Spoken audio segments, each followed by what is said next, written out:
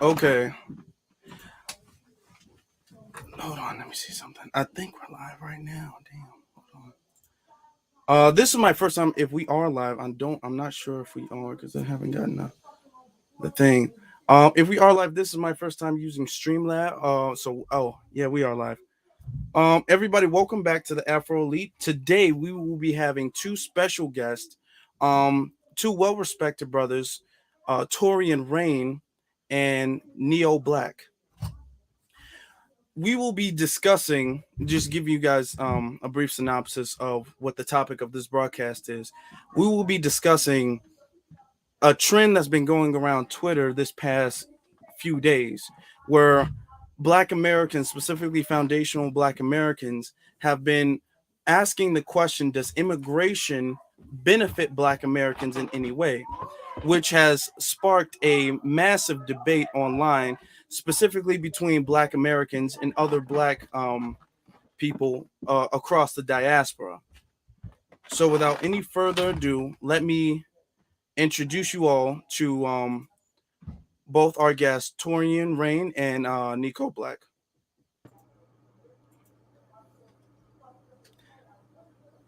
You guys are on now. You guys are on right now. As Okay. I'm just I'm gonna glad. put the link on Twitter. I'm just gonna put the link on Twitter as you guys are. But Okay. before I do, so it's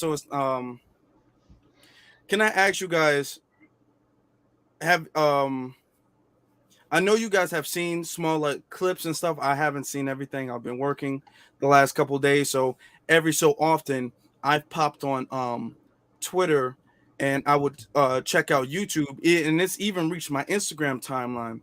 So I've seen a little bit. I haven't seen everything, but from you both of your perspective, what have you guys seen, or what's the main thing that you're seeing or hearing about this situation?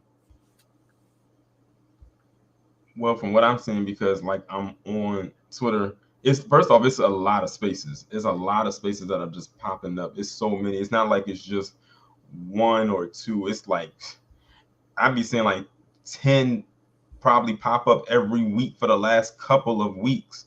But it's definitely sparked a huge debate and a huge conversation. I would say a lot of, I guess you could say a lot of underlying feelings have gotten exposed. You know how certain groups feel about us.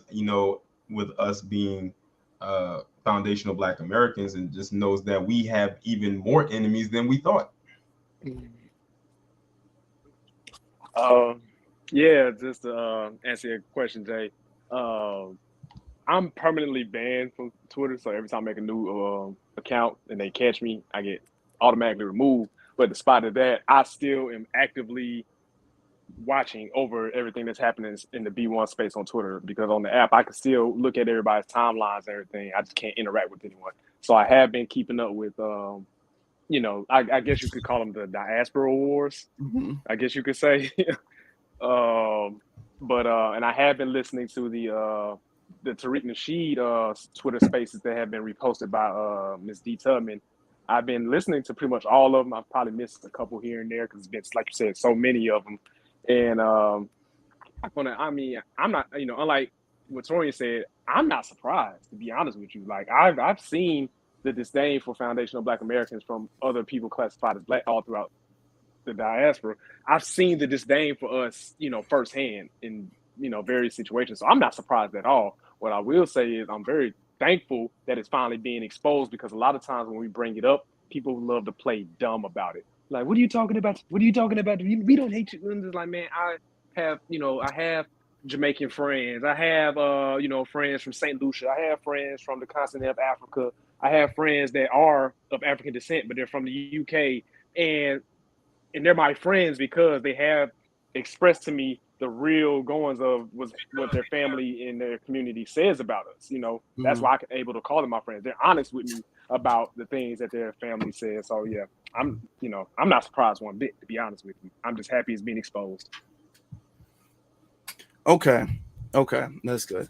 Let me I want to start off because every time I make a video, or every time I broadcast, every time I make a post or anything that kind of goes against like Pan-Africanism or the African diaspora, I tend to kind of hurt feelings, which is not my intention. My intention is not to hurt any feelings among any Black people. I believe that all Black people are to an extent connected. That's what I believe. We all are connected to an extent.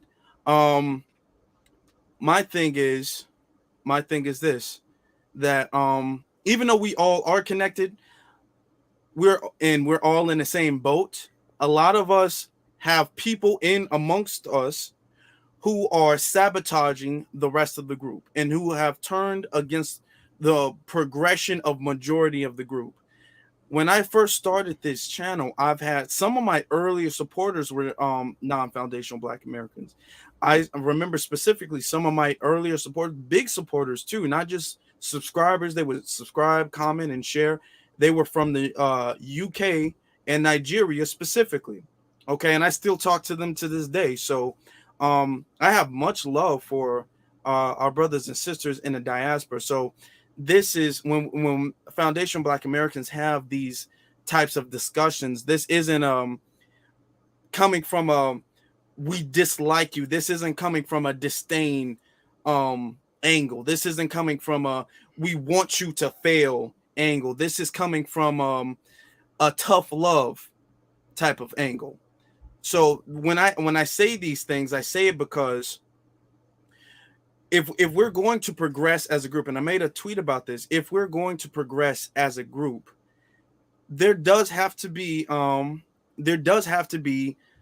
a clean house. We do have to thin the herd a little bit, and I think that is that's a problem that we've had, because for far too often we've been told, anytime we try to address the sellouts and the coons and whatnot, we get told, oh well, we shouldn't be divided. We shouldn't let them divide us. They just want to see us divided. With it, all this is this vague, okay, we can't be divided talk or whatnot. So let me ask you guys a question, as far as like the concept of Black unity and being united and being divided. What would you guys what do you guys say to that, if you have anything to say about that?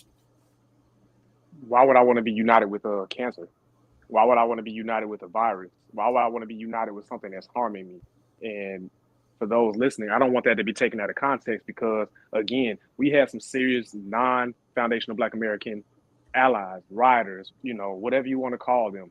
We have some from different backgrounds that totally ride with us and hold us down. But unfortunately, more oftentimes than not, people that are here in the United States who are not of FBA background, they tend to undermine us, whether intentionally or unintentionally, or consciously or unconsciously. So I think division is good when we're talking about cutting the good meat from the from the unhealthy fat. So that's my view on that. I feel the same way. It pretty much goes back to, I guess you say, with Harriet Tubman. She wanted to save as many as she possibly could, but she knew that she couldn't save everybody, because that indoctrination was real. So some people that she probably felt would have rolled with her turned out that they didn't, and she had to do what she had to do. And the thing is, if you try to save every single person, they'll become an anchor, and you won't be able to progress, and you won't be able to move. So you definitely have to cut off the dead weight, and that sometimes that might even mean cutting off family. So you just have to do what you have to do. It's not because you don't want to do it, it's because you have to do it. And it's basically a survivalist mentality, survival of the fittest. And in order to survive, you have to make tough decisions. It's just the way that the world works. Absolutely. Trust me, I know specifically about the difficulties family can bring. I know very well family can bring a lot of hardships when it comes to Black empowerment, because they're not on the same page. Let me in case the audience might not know, let me inform you on what I saw. I think this was because this has been going on for a few days. There was one night where it was it was a Twitter space, which is kind of like a group chat thing, a voice group chat, where people can go on live and people can, it's like Zoom call, like a faceless Zoom call, and Tariq Nasheed was on there, and the conversation, he wasn't the host, he was just a speaker, but the conversation was, does black or how does immigration, just immigration in general, not necessarily black immigration, but just immigration in general, benefit foundational black Americans, or the actual thing was black Americans. And that's what really sparked this whole thing that we've been seeing for the last few days. So can I pose a question to you? Do you believe that immigration, just immigration in general, not necessarily saying black immigration, but immigration period at all, do you believe that that is beneficial to black Americans? And if you could explain your answer, I appreciate that too. I would say that it's definitely a hindrance to us, because for years, we've been trying to get ahead or get on some kind of an even playing field. And it seems like every time we get like maybe a little bit closer, in comes this obstacle. And immigration has been right there always, all the time. That's why I said when it came to that bill that they were trying to pass with the voting rights bill and everything like that, I said to, the black people who were born in America who have ancestry that goes back to chattel slavery, I'm like, know what you're supporting, because that's not for you. That's going to work against you. That is for immigrants. Like I said, I didn't even have to read the entire bill. Only you had to look at it just at a glance and knew exactly what it was about. I said, they're doing this so illegal immigrants can just literally come in and leapfrog over you, because they realize, I think they're starting to realize that they're losing the black support.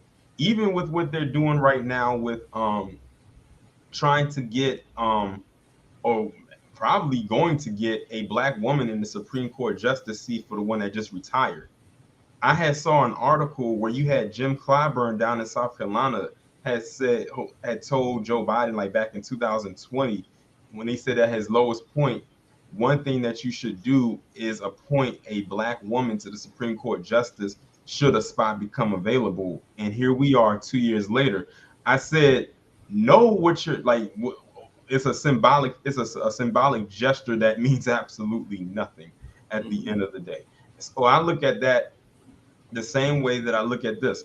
And I said, y'all have to realize that if they get a certain amount of immigrants in here, that's going to displace you. As a matter of fact, immigrants actually hurt a lot of black businesses.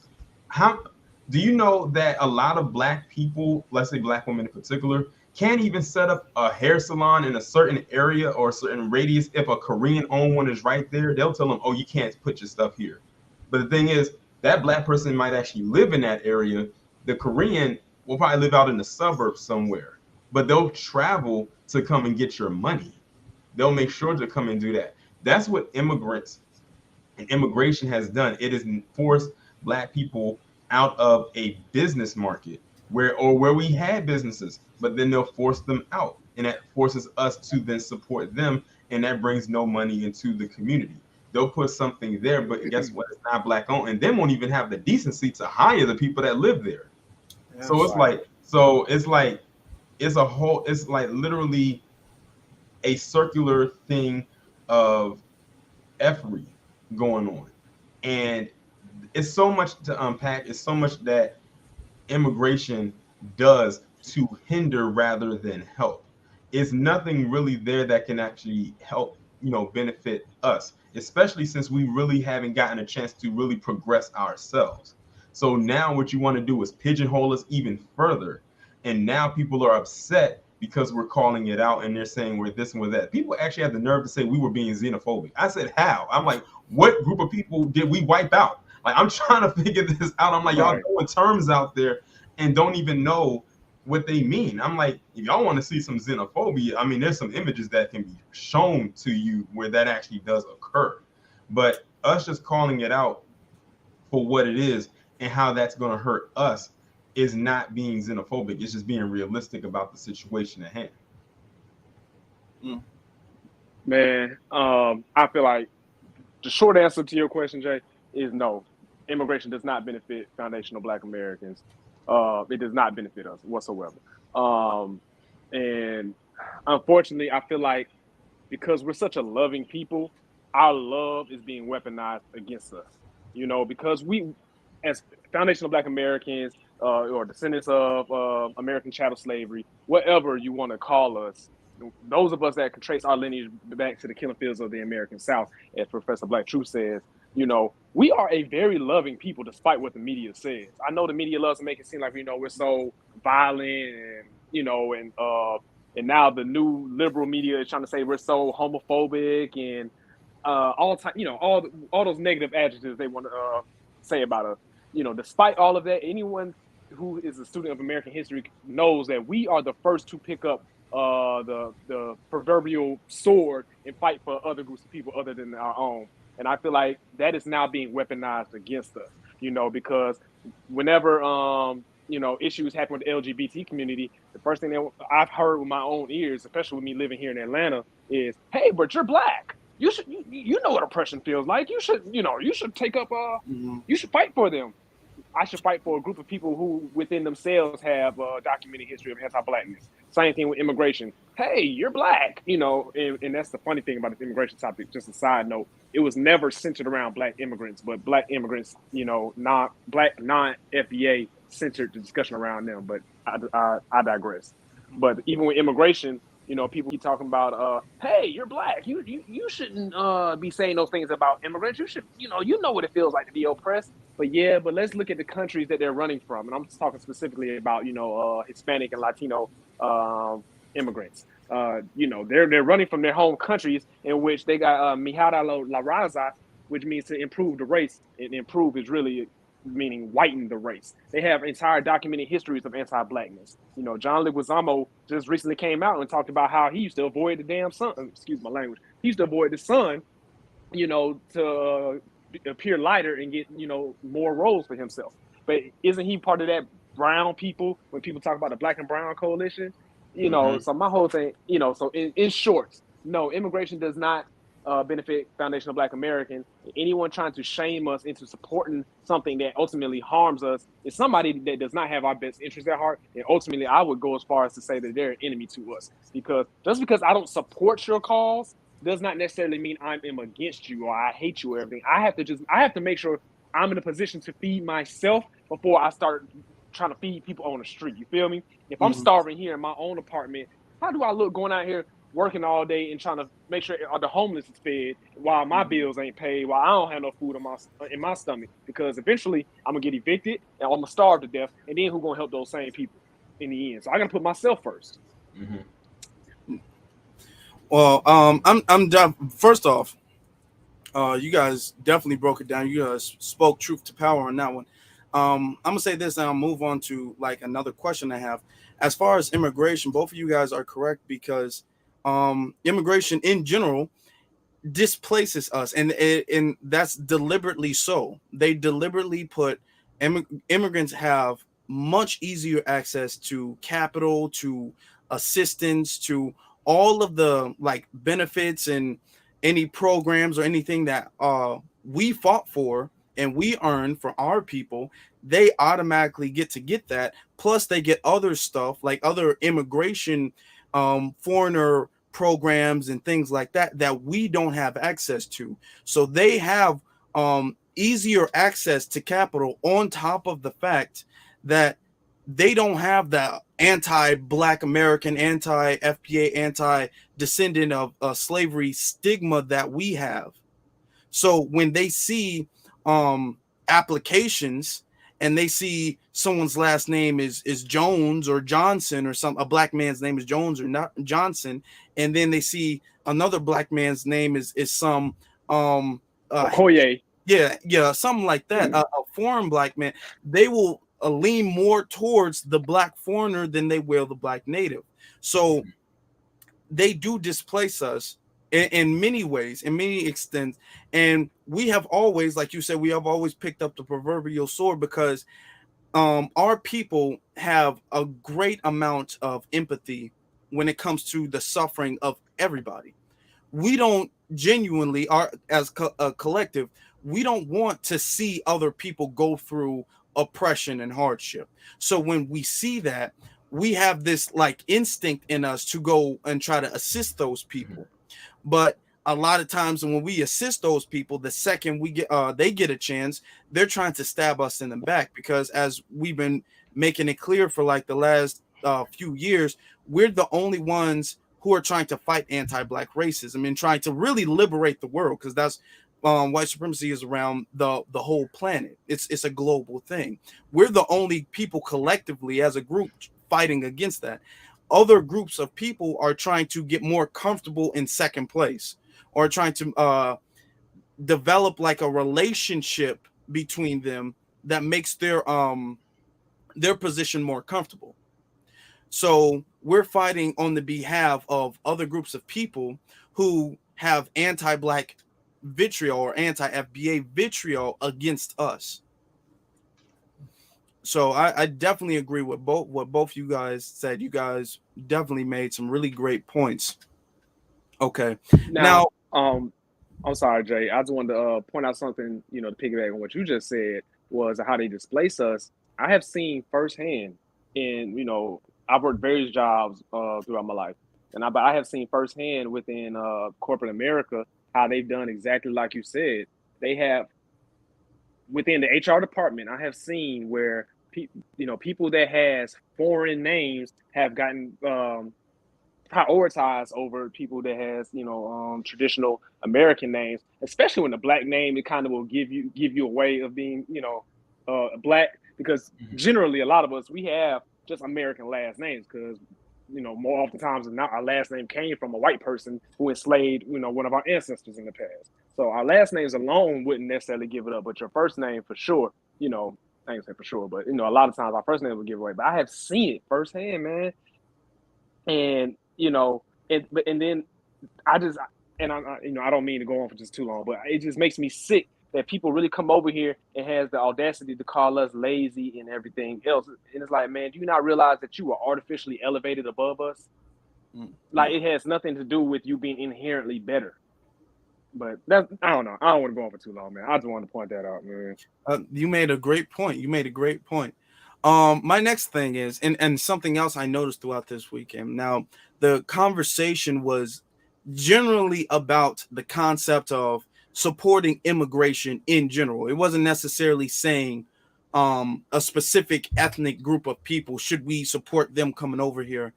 But I noticed specifically that Nigerians came into the group, and the conversation kind of got centered around foundational Black Americans, the American descendants of slaves, or descendants of American slaves, against Black people from the diaspora, specifically Nigerians. So why do you think? Because I was in the space. I think the first space that Tariq was in that got this whole thing started was like, I think it was like it was hours and hours and hours long. I caught like the tail end of it. I was only in for like a couple hours of it, but I noticed how it was mainly people from Africa specifically, not even the Caribbean, but from Africa specifically Nigerians who centered the conversation around themselves. So do you think that it is something significant or something special when it comes to Nigerians specifically, and like some type of I don't really want to use the term like beef or some type of rivalry that they might have with foundational Black Americans? I can't really pinpoint, because I probably must have missed it. Well, Tariq has put himself in a lot of the spaces a lot lately, and they've been demanding that he be there. As a matter of fact, Jason Black even put it on Twitter today. He says, "Do y'all think that I should start getting into these spaces?" Ooh. I said, and like he put it up as a poll, and overwhelmingly, of course, people said yes.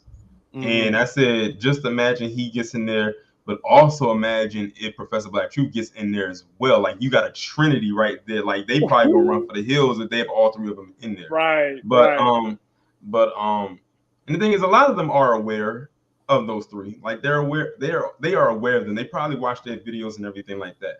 But they probably didn't think that the slings and arrows was going to head their way. But it's there now. It is what it is. But to go off of that, based on what you were saying, I think it's because when it comes to Nigeria in particular, out of all of the nations that are in Africa, for some reason there's some connection between that particular country and us. For some reason, I don't know what it possibly is. Nigeria's West Africa, right? That's West. Yeah. That's what. Yeah. And when you think about it, where did the transatlantic slave trade, it kind of came from that region, like right up in that region, right up in there. Mm-hmm. So sometimes, for some of us, it could almost feel like a betrayal type of thing. Like we was there and now we're here, but it came from there. Like how did that happen? But I think it's also, this is the thing that we are finally standing on our square for once, and we're just not going to allow anyone to just like push, treat us like, as a pushover, or just like to just run over us like we've been known to like let happen. We're like finally standing up for ourselves, and it's catching people by surprise that that's actually happening.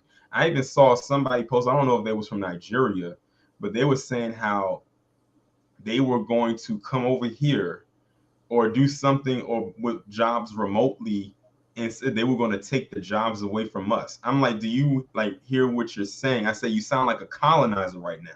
You sound just like those same white supremacists that we have to deal with on a daily basis. But you're just in blackface. And they were saying that with such conviction and laughing about it. And I remember saying, I almost did a video about it, but I left it alone.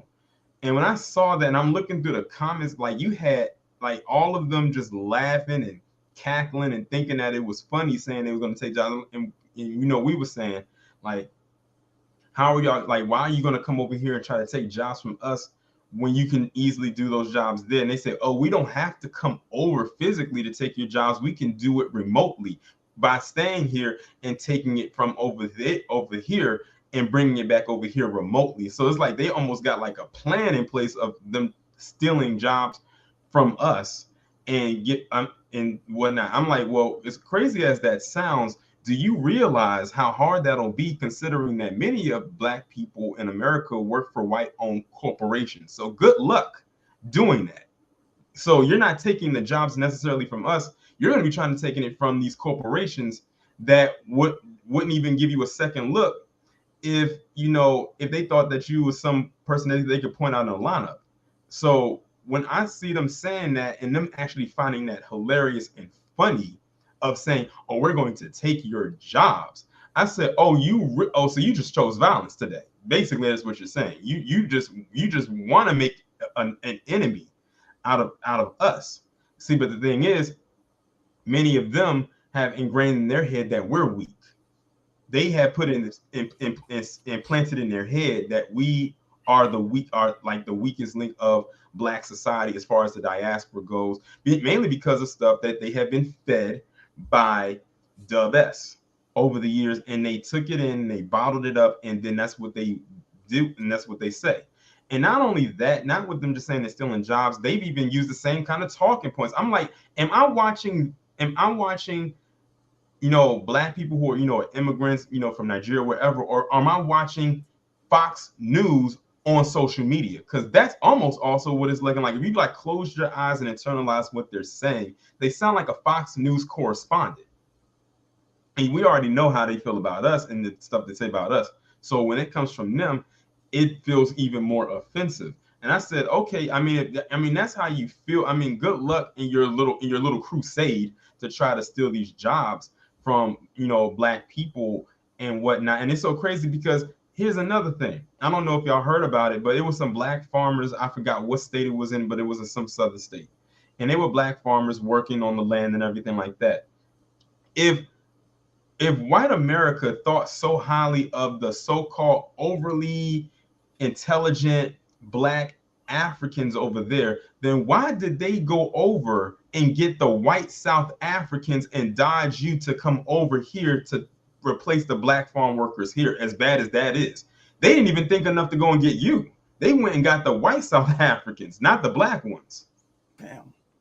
So really take all. So what job are you really taking? You're not taking any job. If they wanted to if they wanted to have people take jobs and they wanted to go over there and get it, they would just go get the white people that live over there.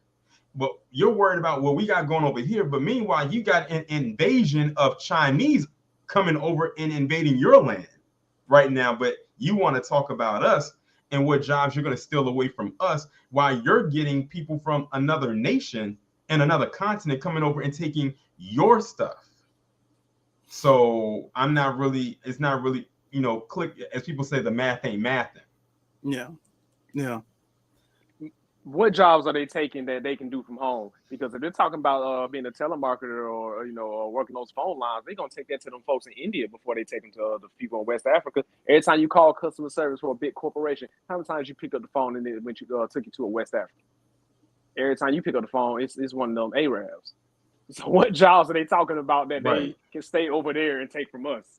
Because I know whenever I have to call or something and they have to do like a line or something where you have to talk to somebody, it's usually someone with an accent, and they're either Latino or Indian. I rarely come in contact with someone I have to talk on the phone with and they're African. Right. This brings up a good term, because the term tether, and I think these last few days really has highlighted why we have called them that section that wants to come over and take our jobs or claim that they even could are tethers. Because I'm not sure if you guys have, but there's a movie by Jordan Peele. I think it's Jordan Peele Smith. Is his name? No, Jordan Peele. Jordan Peele. Okay. Us, yes. Where and no spoilers, but there are don't feel bad if you give a spoiler. They ain't seen the movie by now. That's on them. Yeah. Well, I haven't even seen it, but I understand the reference. They look like okay. Like us, there's like an underworld of human beings who come up to the upper world and try to replace the people there, and they're referred to as tethers, and they have this mentality of we're coming to eliminate you and replace you. And that's the tether mentality is what I've been seeing a lot through this last few days, which to a large extent is insecurity, jealousy, it's delusions of grandeur.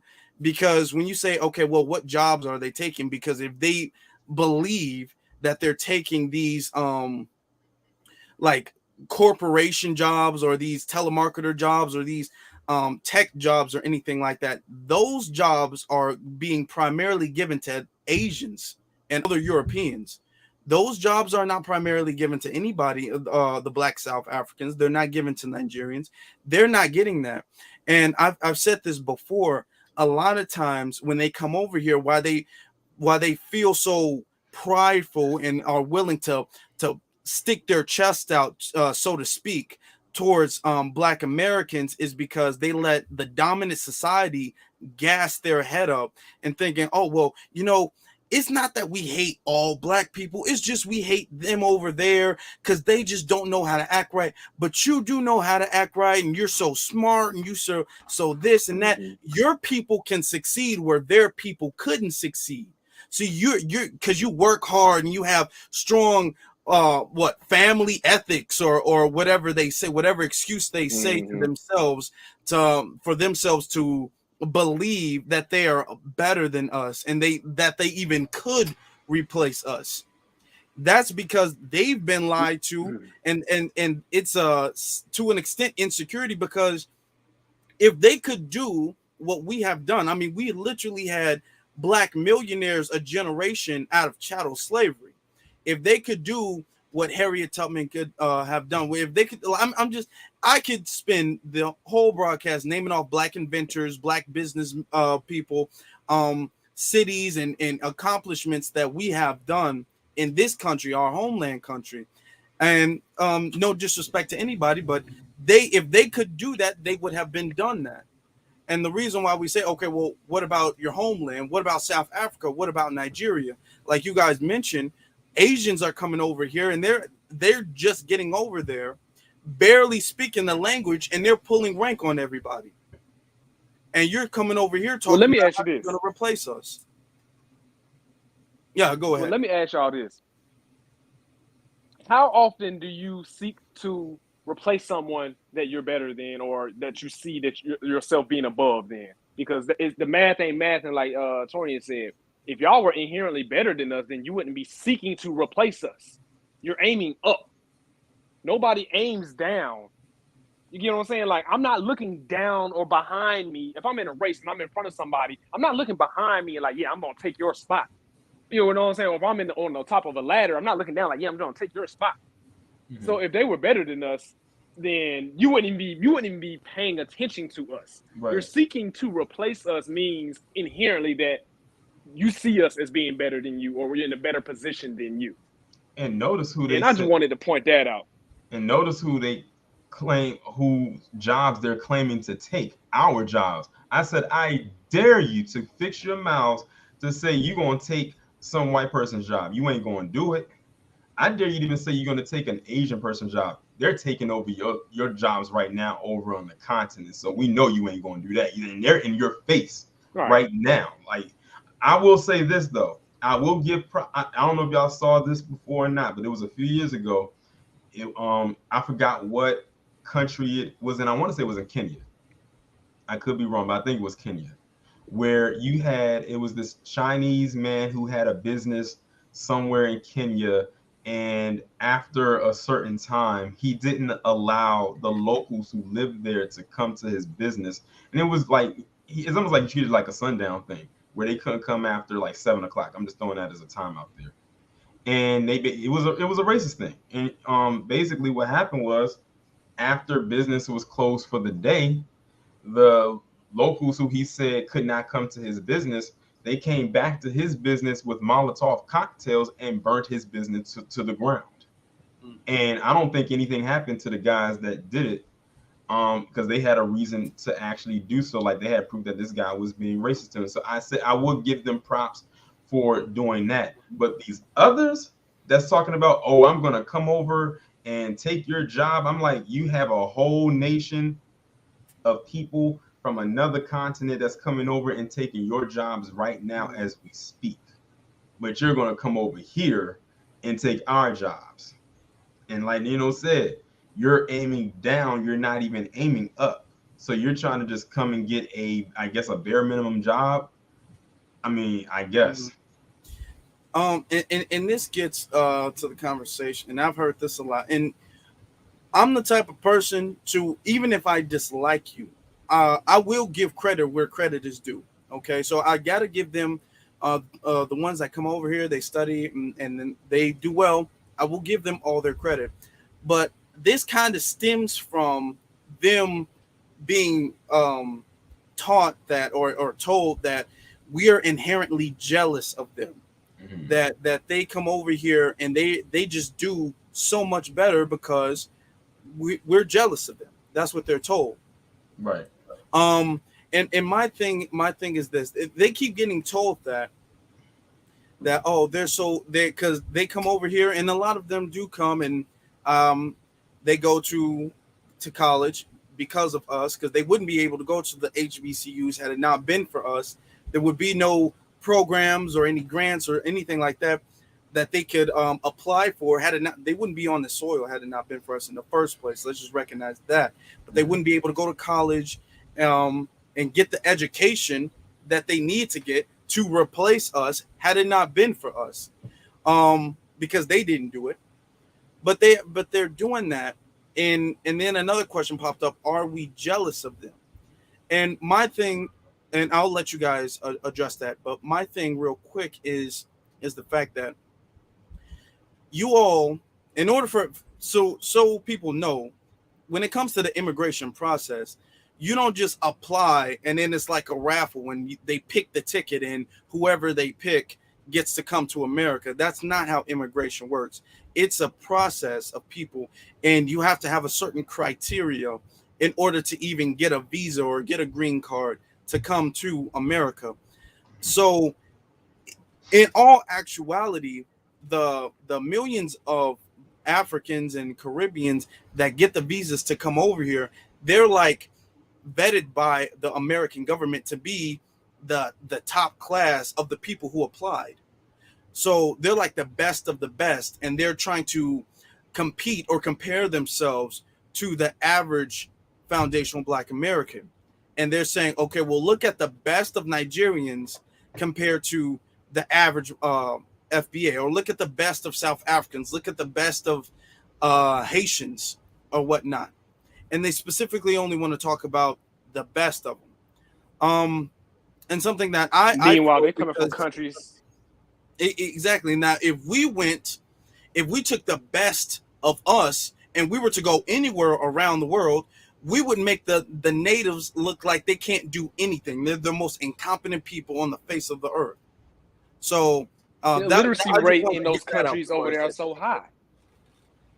I'm sorry. I'm sorry. I'm sorry to keep cutting you off. It's just this topic right here just makes my nerves so bad, man, because it's so disrespectful to me, us and our ancestors, man. Because, for instance, the people that come over here thinking that they're better than us, and it could be the best of the best, someone that comes over here and becomes a damn heart surgeon or a rocket scientist, even though you may have accomplished that, that doesn't mean that you and your people are inherently better than me and mine, because what's the literacy rate over there? Half the time, the literacy rate over there is below 50%. Half the country can't even read. You know what I'm saying? Like, so how dare you think that you're better than us?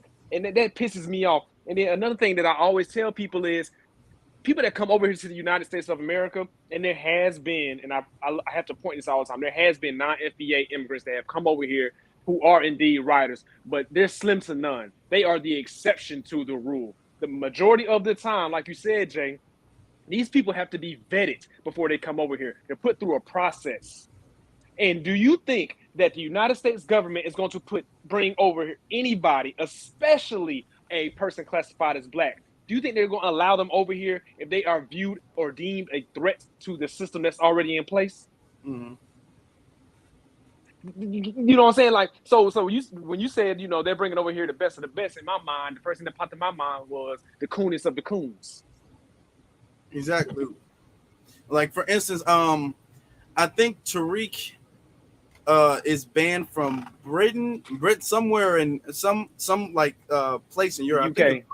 The UK. Okay, it's the UK. Mm-hmm. Where and he said multiple times, if he ever stepped foot on that land, that they would arrest him immediately. And it's not because of any violent history or any criminal history or anything like that. It's literally because of what he believes. That's literally his just belief system. Mm-hmm. Is why they say, if you step foot here, we're going to arrest you or whatnot. So the Western powers know we can't allow certain people into our country. They know that off the top. So the people that they let over here they're not just letting the average one over here. They're not even letting the smartest ones. They're only allowing a select people to come here. They vet your belief system as well as your education. It's not just education, but they're vetting that too.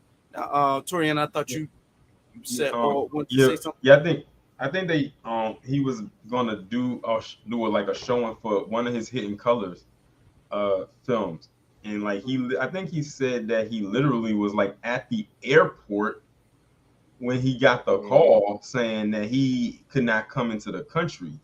Like, literally, he was getting ready to leave from LA to go over to the UK when they got the call and said that he couldn't come over there. So, like, literally, he was already had everything scheduled to show the screening of Hidden Colors and everything. That just shows you how much influence he had just with that they didn't even want that to be seen over there, because they didn't want the Black people over there getting any ideas. Because see, the thing is, they've already indoctrinated them one way. And for him to undo that with maybe just one film, that's a slap in the face to them. And speaking of the UK, I don't know if you've been seeing this article float around on social media. I saw it on Instagram, but I really saw it a lot on Twitter. And when I saw it, I'm thinking that this is something that happened recently, but it's actually from 2017. You had this Black British actress, I think her name, or the name that she goes by, and it's a crazy name, is Cush Jumbo. I kid you not. That is the name. Where she said that Black UK actors were better than Black American actors or something. We just got better roles, Yeah. we just better Absolutely. actors or something like that. And people flamed her ass, and rightfully so, because they said, first off, who are you? I've never seen you in anything. And someone pulled her resume and they said, sure enough, the first time she really got some like notoriety was being on a show filmed here in the States. She didn't have really any notable work over there in the UK. She had to come over here to get a quote unquote name for a show dating back to 2015. And we still don't know who she is. I never heard of this woman until I saw that article. And she had the nerve to actually come out and say that. That's why a lot of Black people here get mad when we have American, Black American icons and, whoever being portrayed by people who are not from here. So it's not that you can't play the role. It's just that there are so many Black actors here. That's why it was a bit of a controversy when they came out with that movie, Judas and the Black Messiah, where you had Daniel Kaluuya play Fred Hampton, and you had Lakeith Stanfield play that damn agent. Mm-hmm. So it's like that was crazy. Like a lot of people felt that was coded messaging. What was that? Man, I said it was coded messaging. That's what it felt like to me. It's like I felt like that was not done unintentionally. I felt like that was done purposeful as hell, because they could have easily just found another non-FBA person to play the agent. They could have easily done that. But no, it seemed like, but y'all found an FBA to play the agent though.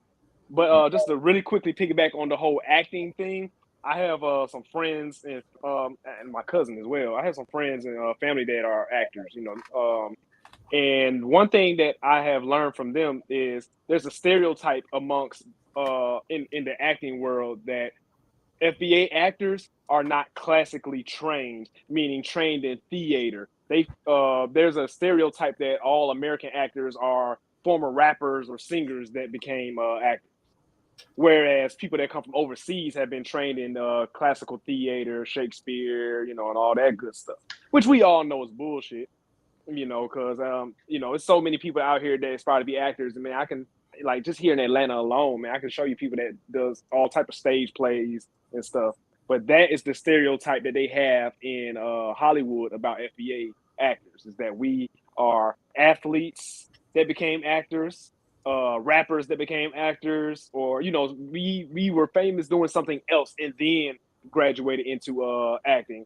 And as an actor, you almost feels like that dilutes your craft. It's like, man, I spent my whole life training to become an actor, and now here comes Shaq, getting a starring role in the movie, or here comes The Rock getting a starring role in the movie, or here comes Ice Cube getting a starring role in the movie. So that's the stereotype behind FBA actors, which we all know is bullshit. Then I feel like that's so flawed because when it comes to acting, like people say acting is like a form of expression, a form of artwork to an extent. When it comes to art, you can't necessarily say, well, the one who's been to the best college is the better one. Like if two people can draw, one person, like for instance, I used to draw a little bit. I never was in a class for it. I never like went to any program or anything. I just did it because I enjoy doing it. And then you have people who actually do go to classes and do go, study it and try to perfect their craft. But that does not mean that the person who goes to school for it is automatically better than the one who doesn't go to school for it. I know some people who are amazing artists, not just when it comes to drawing 2D drawings. I'm talking about when it comes to sculpting, when it comes to making 3D drawings and things like that. They're amazing at it. They've never taken a class. They just have a natural talent for it. Singing as well. People go to like vocal training. People go get their vocals trained so they can become better singers. There are some people who don't need to do that at all and sing way better than people who actually do get training. So just to say, oh, well, I went to college for it makes me more qualified. This isn't a job. This is a movie role. That does not make you better for the role. That's like you said, Neil, that's that's a poor excuse as to why you're being misplaced, because let's be honest. What was that one movie? Somebody brought up the Harriet movie that they made a few years ago that completely flopped. That Harriet movie completely flopped. I knew by the trailer that movie was gonna flop. The trailer look, I'm like what is this? What is this? This looks completely uninteresting. I'm not gonna watch this movie. No, you can pay me to watch this movie. And that was before I knew about like the controversial things that the actress was saying. I forget her name at the moment, but Erivo. Cynthia Erivo. Okay, thank you all. But what I believe she's from the UK as well. She has like African ancestry. And So she has been known to talk shit about Black Americans, which is another reason why we did not go watch that movie, because it's like you pick this woman who has been known to talk shit about Black Americans and she's going to play one of the most iconic Black Americans. Are you kidding me? That's a huge slap in the face. But what really got me was when you had Nate Parker play Nat Turner in The Birth of a Nation, and all of that shit happened, and now you don't even really hear anybody talk about it anymore. But I mean, that's going into a whole nother realm. But yeah, I'm glad that movie flopped too. But I was actually mad that, I don't know what it is about this woman, they keep giving her work, but they actually had her play Aretha Franklin on some Nat Geo miniseries or something like that. Yeah. But many people was talking about that, but I don't think a lot of people went to go see the Respect movie when Jennifer Hudson played her. And Aretha Franklin actually said that she wanted Jennifer to play her. And I actually saw the movie. It was really good. It was actually one of Jennifer's best acting. And the thing is, we already know she's a good actress, but I think she really, really dug into this role because she's playing an icon. And what's crazy is, not that I don't care about the awards and everything like that, but Jennifer Hudson didn't get nominated for one acting award for that role, but Cynthia Erivo got an acting nomination for playing Aretha Franklin. So here you have a non-FBA woman playing an FBA woman who gets acknowledged, but over the woman who is FBA playing an FBA woman. And keep in mind, I think Jennifer Hudson's from Chicago and Aretha Franklin's from Detroit. So they're like neighbors. So look at that. Even down to the point where you're giving accolades to people who are non-FBA playing FBA. Look at Daniel Kaluuya. He won an Oscar for playing Fred Hampton. And Lakeith Stanfield, while nominated, he didn't even win, but I'm glad he didn't, because fuck that agent.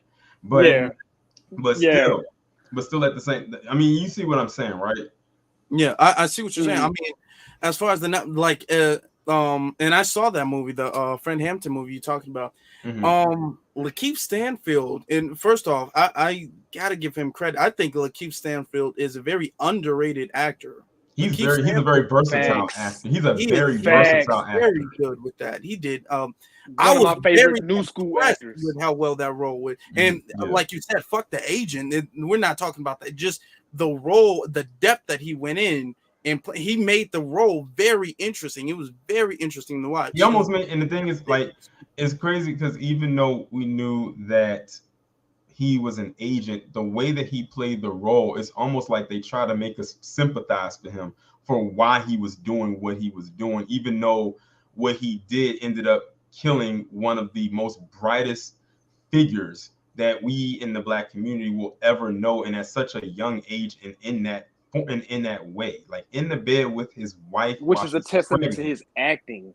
Yeah, because here we are. I'm looking at the movie. Because here I am looking at that movie, saying to myself, I know I shouldn't be feeling bad for him, but for some reason, I am. But like you said, that goes back to made him a three-dimensional how he portrayed the role. But like I said, Lakeith Stanfield is a very versatile actor. He can play just about anything. He's one of my favorite. I don't know if y'all watched the show Atlanta, but he's one of my favorite characters on that show. Yeah. Because he plays this character named Darius. Darius is like this character. He's always high. He's always high, but he be talking real shit. But I can't wait for that show to come back on at the end of March for the 3rd season, finally. So I can see his character in particular. His character is funny as hell, but he be talking real shit though. Yeah. So when it comes, that's a testament to his acting, man. Oh, I'm sorry, Jake. No, I just want to you're say not to touch absolutely with right. acting, man. It is. And you know, he frequents these conscious spaces. I don't know if y'all know, he frequents these conscious spaces. In fact, he has put up a few posts throughout the years, you know, that pretty much saying like, you know, things that we have said, but he'll later on take down the posts, you know. But Darius, I'm sorry, not Darius, that's his character.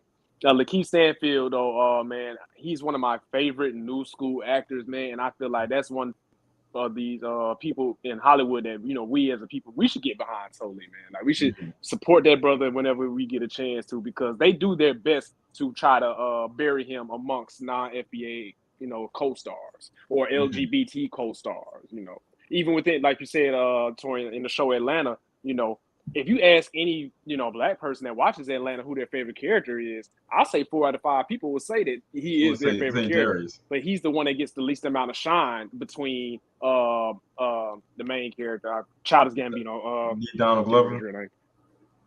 Donald Glover, Zazie Beetz, or the guy that played the gay Brian Tyree Henry, who recently played a gay superhero in Marvel's The Eternals. You know, out of all of them, I say Lakeith Stanfield has the strongest acting skills out of all of them, hands down. Like, it's not even close. But yet, it seems like he doesn't get the opportunities that the other ones have, you know.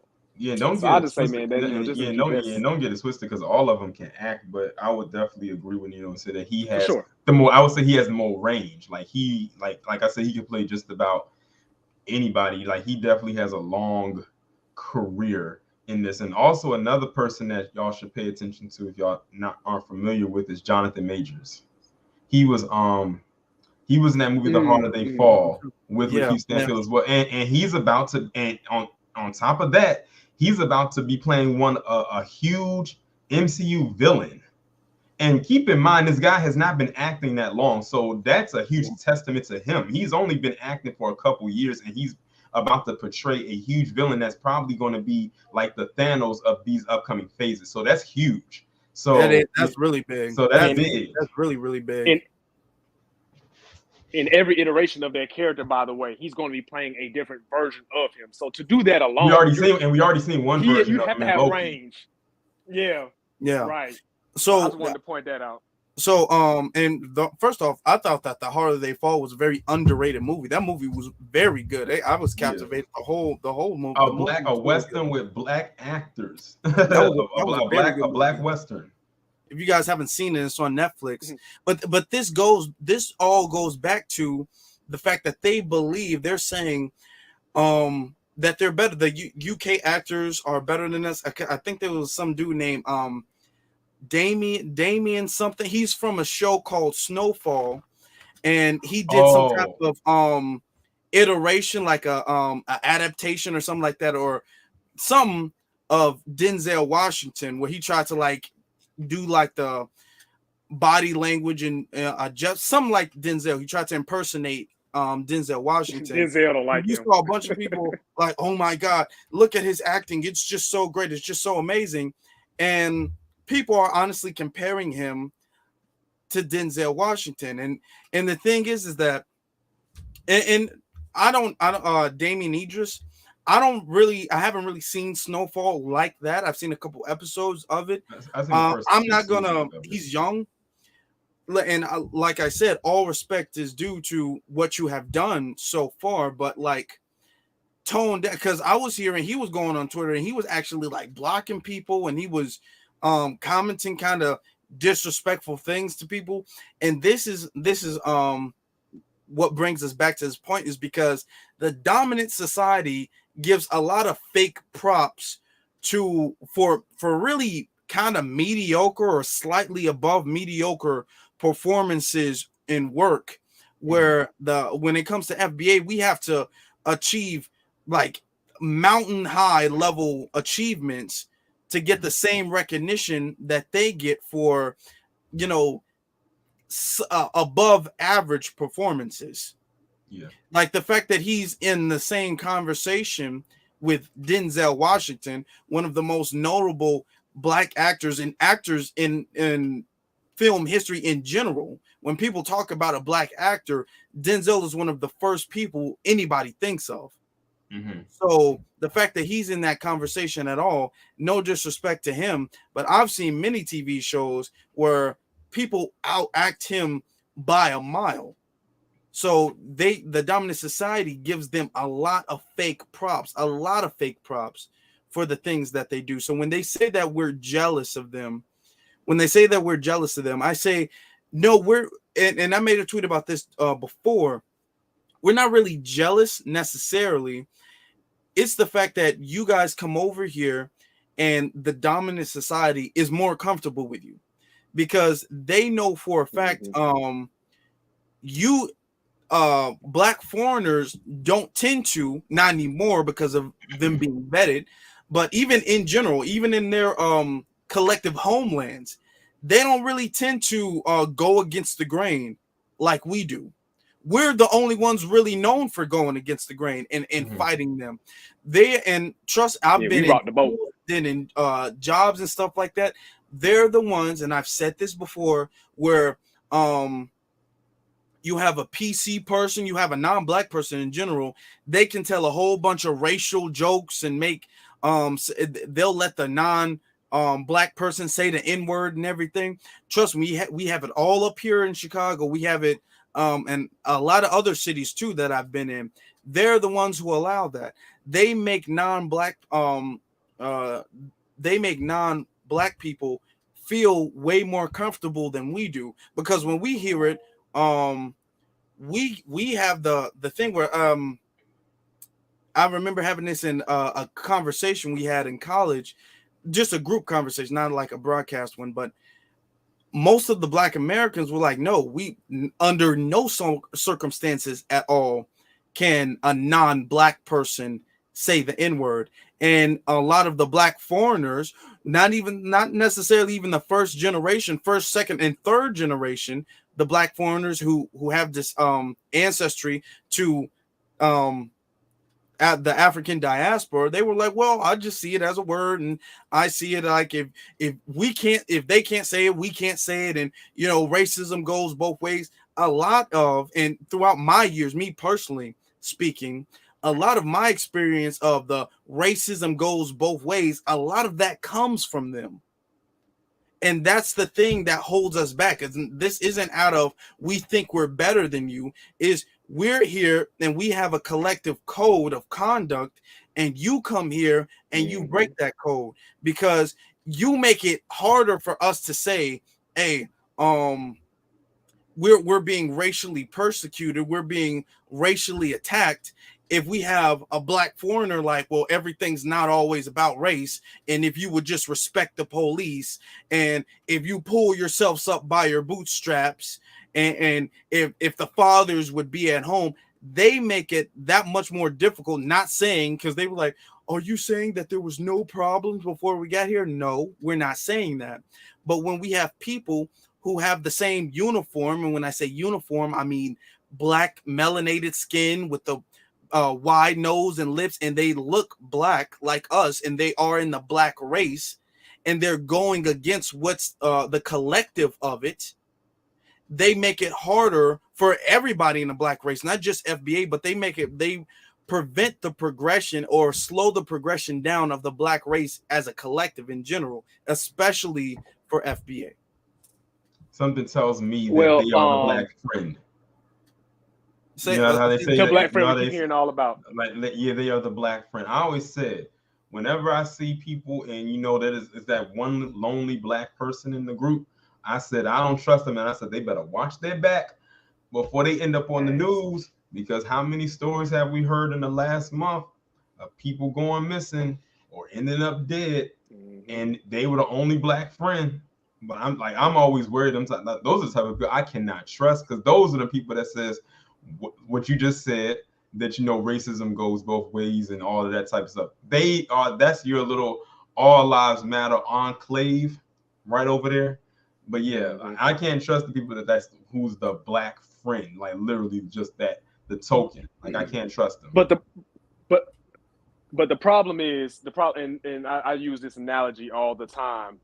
But the problem is, You know, let's say we're all on one big global plantation. A lot of the people throughout the diaspora outside the United States, they view themselves as the field slaves, and they view us as the quote unquote house slaves. And a lot of times, as the field slaves, man, I'm out here getting the brunt of all, you know, all the beatings and everything else. At least in their mind, that's what they feel like. You know, I'm out here in the hot sun, I'm slaving away, I'm getting, you know, I'm getting the brunt of this oppression. So I would do anything to get inside that house. You know, it's like, man, you complaining about being in the house, man. You don't know how bad we got it out here. Meanwhile, the people, the house slave is telling y'all, like, man, listen, it may look good inside, but man, you don't know that we have to sleep up under them. Like, you know, we're being, at least outside on the plantation, you have moments to yourself where you're not being surveillanced. They come in our rooms at night and rape us, and you know, do all types of, you know, despicable things to us. You can't even imagine the things that goes on inside this house, you know. And I feel like, you know, as them being, you know, in their minds being the house slaves, all they can see is themselves just trying to get in the house by any means necessary. And I'm using generalizations here. This doesn't apply to 100% across the board. There's always exceptions to every rule. But again, you know, this is the rule, and there are only a few exceptions. But contrary to belief, and I know we make a lot of jokes here in the States about, oh, house slaves or house niggas, and, you know, and all that good stuff. But ironically, if you read a lot of firsthand accounts about like slave revolts here in the United States, guess who was mainly the people that was plotting a lot of these slave revolts?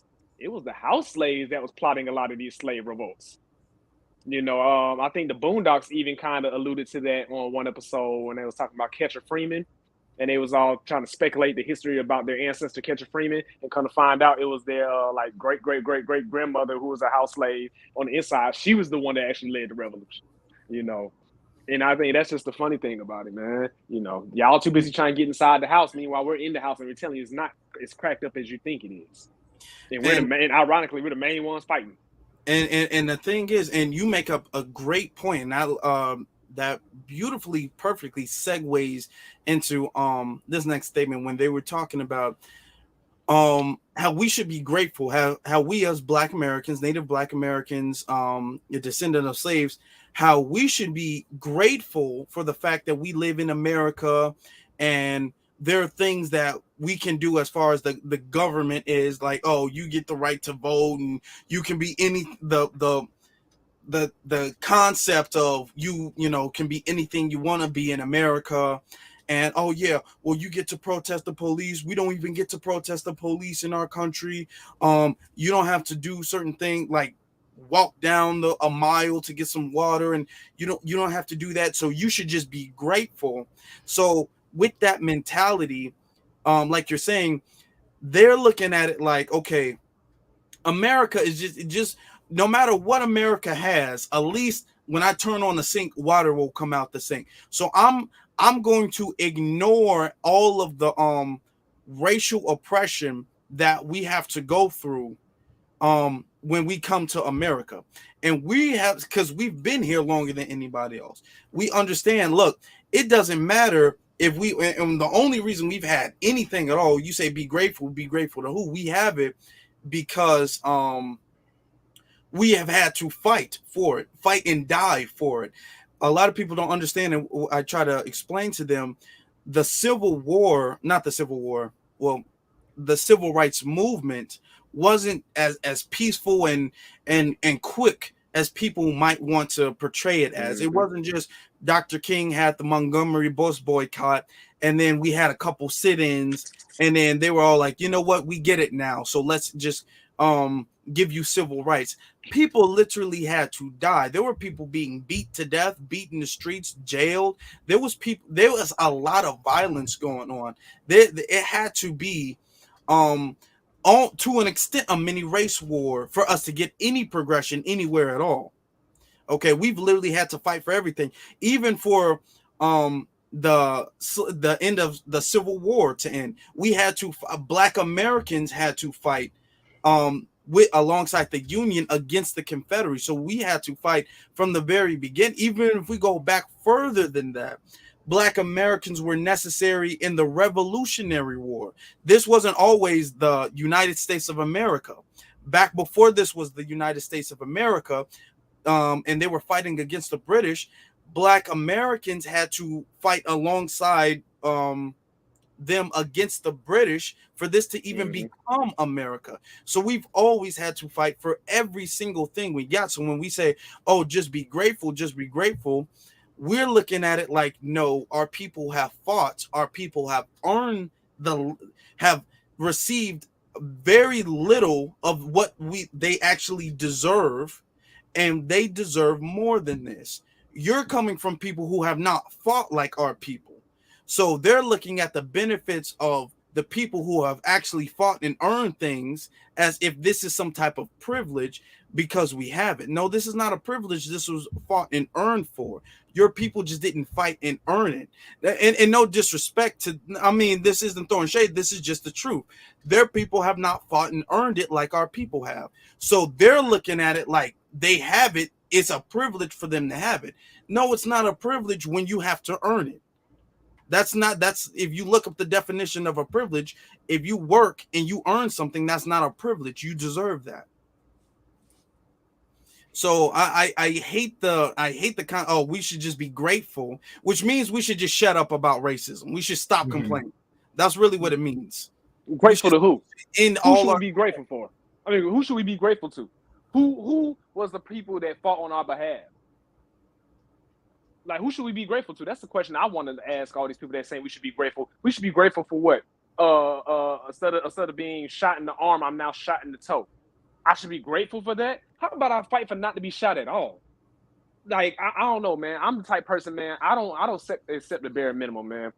Just a quick example of just the type person I am. My granddad, he still does it to this day. He collects aluminum cans. If for instance, whenever you drink anything out of a soda can or whatever, he'll have you throw it in the special trash bin because later on he'll crush them and then take them out, and turn them in and get paid for, right? Well, he told me and my cousin one day, hey, I'll pay y'all to crush all these cans or whatever. He had about maybe 4 big, tall garbage cans filled of aluminum cans. Well, suffice to say, while I was out there crushing all them cans by myself, my cousin was out there playing with the basketball, playing with the rollerblades. That was back in the Rocket Power era. Everybody thought they was Tony Hawk. He was doing all that good stuff. Man, about 4 hours later, I crushed all 4 of those trash cans by myself. My granddad came out there with he said, "Oh, y'all did a great job," and I didn't throw my cousin under the bus. I could have easily been like, "Man, that nigga ain't do nothing. I'm the one that crushed all these cans, but I'm not even that type of person." I didn't say nothing. I'm just ready, like, yeah, run me my chips, give me my money. Well, my granddad pulled out his wallet. He gave my cousin $1 and gave me $1. And I looked at my granddad and was like, "That's it?" And he was like, "Yeah, like, all you did was crush cans. Like, what did you think he was gonna get?" And I was like, "Well, that was a lot of work." My granddad said, "Well, if you don't want your $1, then you can give it to your cousin then." And you know what I did? I looked at my cousin, gave him my $1, and walked off. I don't accept the bare minimum. And I feel like that's a mentality that, a lot of us foundational Black Americans have, man. Those of us in this B1 sphere, those of us that are, constantly talking about Black empowerment, we would rather have nothing than to accept the bare minimum. And meanwhile, those non-FBA tethers, and I say non-FBA tethers because just because you're non-FBA does not automatically make you a tether. I have to keep making that distinction because some people love to deflect and make it seem like we're talking about 100% all of them to deflect from the topic at hand. But a lot of non-FBA tethers would be willing to accept that $1 versus holding on to their dignity. And there's no price that you can put on my dignity. Absolutely. But yeah, like you were saying about accepting the bare minimum. Unfortunately, I think too many of them would accept the bare minimum if that meant eclipsing us, because they'll probably look at us like we're crazy or anything like that. Some of them look at us like we're crazy because many of them think that we're greedy anyway. But I'm like, not all of us are falling into that trap of being greedy and everything like that. And like you said, I hate that term of, that we should just like roll over and just take it or just accept whatever it is that we have going on over here, or that we should just be grateful and whatnot. And I think a lot of times they say that because that it impedes on them. So it's like they don't want to deal with what we got going on over here. And if we're constantly talking about it, then it kind of rubs off onto them and it gets in the way of whatever bones they think they're going to get. And they feel like that's a hindrance towards them. See, a lot of them are just extremely selfish. They are literally out for numero uno, and that's it. It's almost like a dog eat dog type of thing. Like, I'm gonna get mine. You better find a way to go ahead and get yours, and things of that nature. Like I said, if you close your eyes and hear them talking, you just take away the accent. You swear you are like watching some kind of right wing, like clan type of talk. Like literally, it's like I feel like that's what I'm listening to when you open your mouth and you have the nerve to even utter those words out of your mouth. Yeah, absolutely. You both definitely spoke truth to power with that one. When it comes to being now, something else too. When they say things that bother me, when they say we don't deserve the things we have, and this, a lot of this comes from they kind of start talking almost as like the alt-right ish. Well, what about all the gang violence? What about all the baby mamas and the single fathers and stuff like that? And they make it seem as if they come from this holier than thou society and culture, and the only problem is that they're just a little impoverished. And they blame, oh well, if you guys would just do this, we're morally deficient in comparison to them. I can tell you here in Chicago specifically, a lot of the gang activity and the gang violence is the tethers. A lot of them is are the tethers. Mm-hmm. And for the last few years, we've been pointing out for a very specific reason who's been doing, what ethnic group has been doing this, because what the dominant society will do, and Tariq has pointed this out multiple times, is what they'll do is when an achievement happened, when a black achievement happened, they'll specify what ethnic group has done this. They'll say, oh, the first someone was talking about like a Jamaican lieutenant governor, right? The first Jamaican lieutenant governor, the first the Haitian world champion, the first Nigerian heavyweight, and they'll specify certain ethnic groups when accomplishments come up. But then when it comes to them doing something wrong, them doing something negative, they'll just put the label black there. Black. Mm-hmm. And when you say black, you automatically, because us as the descendants of American slaves, we are the standard of what is black. We're the first ethnic group of people you think of when the word black comes up. So it makes us look bad when you say black as a general term. So when we point out, okay, well, that woman, and a lot of it is coming from them. When they talk about, well, what about the misogyny and the homophobia and this man? And I remember a specific case, and I'm glad that I think it was Tariq who pointed it out, in New York, where it was just a black woman she went to a liquor store or something, and a few guys hit on her, and she rejected them, and then they jumped her. I think one dude like bit her. Like I remember that. And she had to go to the hospital or something, and they were all like, oh my god. And I saw on Twitter, oh my god, look at how the intrinsic misogyny or misogyny war or whatever word they're using in the black community or among the black males. And we like, well, actually they're Haitian. So if you want to talk about the misogyny in the Haitian community, you can do that. Just don't, you're not gonna just say black though. We're at this point, we're going to start separating, because when the W's come, they want to separate. They're like, oh no, this is a W for Haiti, this is the W for Nigeria, this is the W for Jamaica. But when the L's come, well, ain't we all black? Black. I mean, all from the motherland in some way. Like, no, we're not doing that no more. Man, because they wear black like it's a coat, man. They take it on and off when it's convenient for them. And like you said, man, we're gonna be hurting some feelings tonight, man. But this topic just really triggers me, dog, because I've seen it firsthand. I have met people, here in Atlanta, where you ask them, like, hey man, what's your family ethnic background? Oh, well, my daddy's Jamaican, but my mama's black. oh, my mama, my daddy's Dominican, but my mama's black. And I'm like, and you know, I know what they mean when they're saying that. What they're saying is, oh, you know, my one parent is from Jamaica, and another parent of mine is a foundational Black American, or you know, a descendant of American chattel slavery. You know what I'm saying? That's what they mean. But I play dumb. I'm like, wait, so your Jamaican father is not black? Your Dominican father is not black? Oh no, they're black, but they're Dominican. I'm like, well, why did you just say one was black and the other one was that? I play dumb on purpose because I want them to realize how silly you sound saying that mess. Because why is it? Because like you said, whenever they take an L, they just put it under black, and that's because black has become synonymous with Black American. Mm-hmm. And a lot of times, man, they think they're being slick when they do that shit, man. But it's about time that we start calling them out. Like whenever y'all take y'all W's, yeah, make that distinction. Just know we're gonna keep that same energy when y'all do some off the wall shit, or you know, you take an L. We're gonna keep that same energy, just like that. I think the guy that got killed, he hunting with those white guys. You know, I think Tariq had put it up the article, and he specified that it was Jamaican. And of course, all the tethers start coming in, telling us, "Why you being decisive, nigga? Why you being so decisive, nigga? Why you specifying he's Jamaican and all that other shit?" It's like, well, shit. If he did something good, y'all would have specified he was Jamaican. So why don't we keep that same energy now? Mm-hmm. And I don't care who was offended by it or who doesn't like it, but it's like, man, we have been spending how many decades trying to unite with the diaspora, only for us to be shunned or for us to only be used.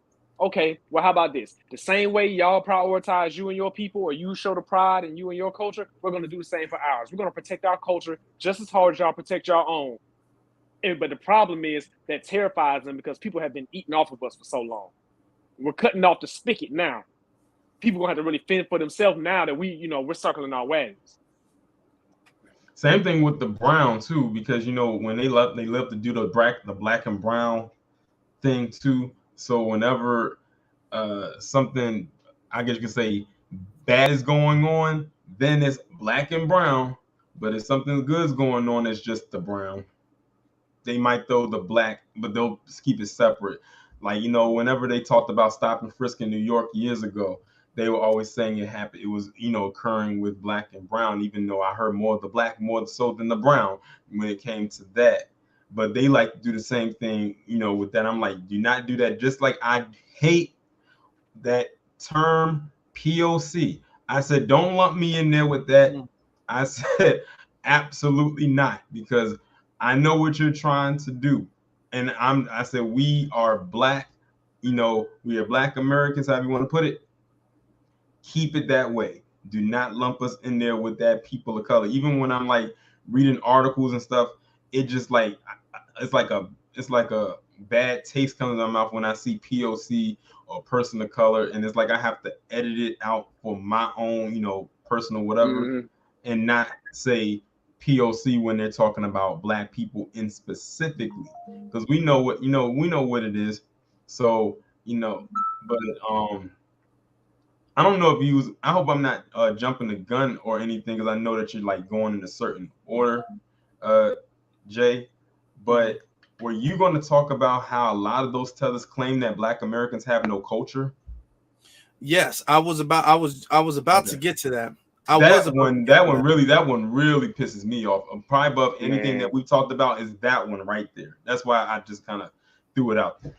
But before we move on to that, just wanted to say really quickly, the newest finesse that I've noticed is we have to specify more than just Black American now. Black American isn't enough now, because we're so many generations into there being African, not African, but just Black immigrants here in the United States. We're so far into the game now where Black American is not enough to specify who we're talking about. Because I have seen people like, well, I'm a Black American. I was born here. But yeah, fam, but your mama from Zimbabwe and your daddy from, Kenya. Yeah, but I'm Black American. I was born here. And it's like, you know what we mean when we say Black American. Because y'all want to play this stupid game, that's why we have to use terms such as Native Black American as the term that Dr. Claude Anderson has coined, or now Foundational Black American, the term that Tariq Nasheed has coined. Like, we have to be ultra specific, and I know sometimes that can be a mouthful, but it's very necessary. And I just wanted to point that out. Okay, Taurean, you brought up a good point. You brought up a really good point. And I was gonna talk on this. When they say Black Americans, because this goes all in the concept of they come over here, they do better than us. We're our own problem, and they do better because they have a strong family culture, and we don't have a culture here. We're cultureless people, and we're jealous of them because they have a culture, and they make fun of, oh, y'all not native, y'all don't know the language, y'all were just slaves, y'all akatas or whatever they want to say, or whatever thing that they say. And they say that we're cultureless people, despite the fact that a lot of them now, especially a lot of them, like you said, Neo Black, they don't even want to admit that they're foreigners. They don't even want to admit that. There's been so many debates where I've been in online, and I'm all like, okay, well, where are your people from? And originally, some years ago, they would say, oh, well, my people are from Ghana, my people are from Trinidad, my people are from wherever. Now they're like, oh, my people are from New York. Yeah, okay, yeah. Where are your people originally from? Well, my dad's from Houston, and no, I'm not asking. Like they try to dodge because they don't want to. Some of them are just straight up lying, and you just have to go down their profile and find out where they really are from. So a lot of them are lying because our culture is, now that we've distinguished the fact that we are a unique culture and everybody can't just get in, now they're trying to lie to wiggle their way in. So that shows you who has the most influential culture in like the Black diaspora. Even outside of the diaspora. I've always said this. I said that we are the trendsetters of the world. I don't think there's any corner of this earth that we have not touched in some form of fashion, especially when it comes to like entertainment. Like when it comes to entertainment, like we really influence that heavily. Like everybody bites off of that. Look at, for example, last summer, some Black TikTokers went on strike because they were coming up with dances and stuff like that to put on TikTok, and the PC influencers, quote unquote, were getting all the credit. They were getting invited to late night talk shows and all types of stuff like that. So the Black TikTokers are like, okay, bet. Until we get recognized for what we do and contribute to this platform, we're going to go on strike. We're going to boycott this. And they went on that strike for a couple of months. I'm actually surprised it lasted that long. And it got dry. Like it got stale. It was like literally, like for the clips that I did see, it was embarrassing to watch them try to come up with their own dances and whatnot. It was very, very hard to watch. But like I said, we as FBA have influenced the world several times over. Like there's no place you can go on this earth and cannot find that we did not have an influence somewhere. I mean, think about it. Don't they have like a statue of Kobe Bryant in China? I mean, come on now. So I mean, really think about it. Like we're everywhere, no matter how much people try to say that we aren't. So for them to say that we don't have a culture is a lie. It's a big lie. It's a fallacy that they continue to tell themselves, I guess, to make themselves feel good. And like you said, years ago, you will see them repping whatever nation it was that they were from, but now they're starting to say that they're from this state and they're from this state. I'm like, hold on, where did that just change? And another thing is, we make things trendy, and to be FBA and be as popular as we, like how we can popularize and drive a culture. Whenever they feel that there's a trend right there, they're going to hop on that trend, on that bandwagon for as long as they possibly can. That's why I said, if we weren't around, what would you be doing? Like y'all would probably be bored out of your minds right now, or trying to figure out the next big trend or the next viral thing to go viral. Like think about it, as stupid as this was, crate challenge. As stupid as that was, as silly as it was and how dangerous too, because a lot of people really got some serious injuries behind it. You had so many people around the world doing that, and it started from Black people just walking across a crate, like whatever the case may be. And then everybody started to do it. You had people literally going out to baseball fields and having crate challenge tournaments outside in fields. Like, I kid you not, like having tournaments and whatnot, like creating tournaments behind that and everything like that. So we literally do drive the culture, even like I said, in every aspect that you could think of. We are a driving force behind every type of trend that there is out there. Think about it. Also, another thing, when it comes to listen, like music, movies, fashion. Think about it. As racist as Tommy Hilfiger was, nobody would have been buying Tommy Hilfiger like that until Black people, until he put Black people in his clothing. As a matter of fact, and God rest her soul, Aaliyah was probably one of his biggest campaign ads. Like, everybody remembers when she had on that top, the top that went like this, and the baggy Tommy Hilfiger jeans. Her ad right there was one of the most popular Tommy Hilfiger ads he has ever had. And everybody went to go get it because she had it on. And then, any other product that may not be Black owned, whenever they saw us in it. For instance, remember MTV Cribs? Remember how all the rappers had a bottle of Cristal in the fridge? Everybody ran out and got a bottle of Cristal, and some of them probably couldn't even afford it, but they found a way to go and get it because their favorite rapper had it in their fridge. So we literally drive a culture. So I just want to say one is a lie. Really quickly, I was going to say, I don't think we as a people realize the influence that we have and how deep this shit really goes, y'all. Anytime you want to get the society on board with something, all you got to do is get Black people to accept it first. Think about it. This new LGBT movement, who are they pushing it on to the most? Black people. Black society. These C-19, jib jabs, who are they pushing that on the most? Us.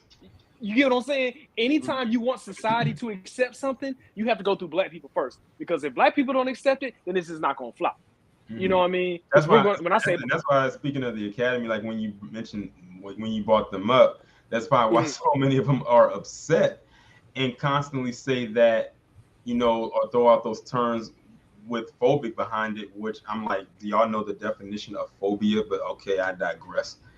And it's because a lot of Black people, especially a lot of Black men, aren't latching onto it like they want to. And I think some of the women are starting to become aware of it as well. Because I was watching it was an interview or calls that that Umar Johnson was doing, and he was talking to different people who are in the Academy. It was like a 30-minute video, different people, and he was just basically asking them about the terms, because there's so many terms like in that community. And he was asking like, what do these terms mean and everything like that. Do you know that pretty much every person he talked to who's in the Academy deflected?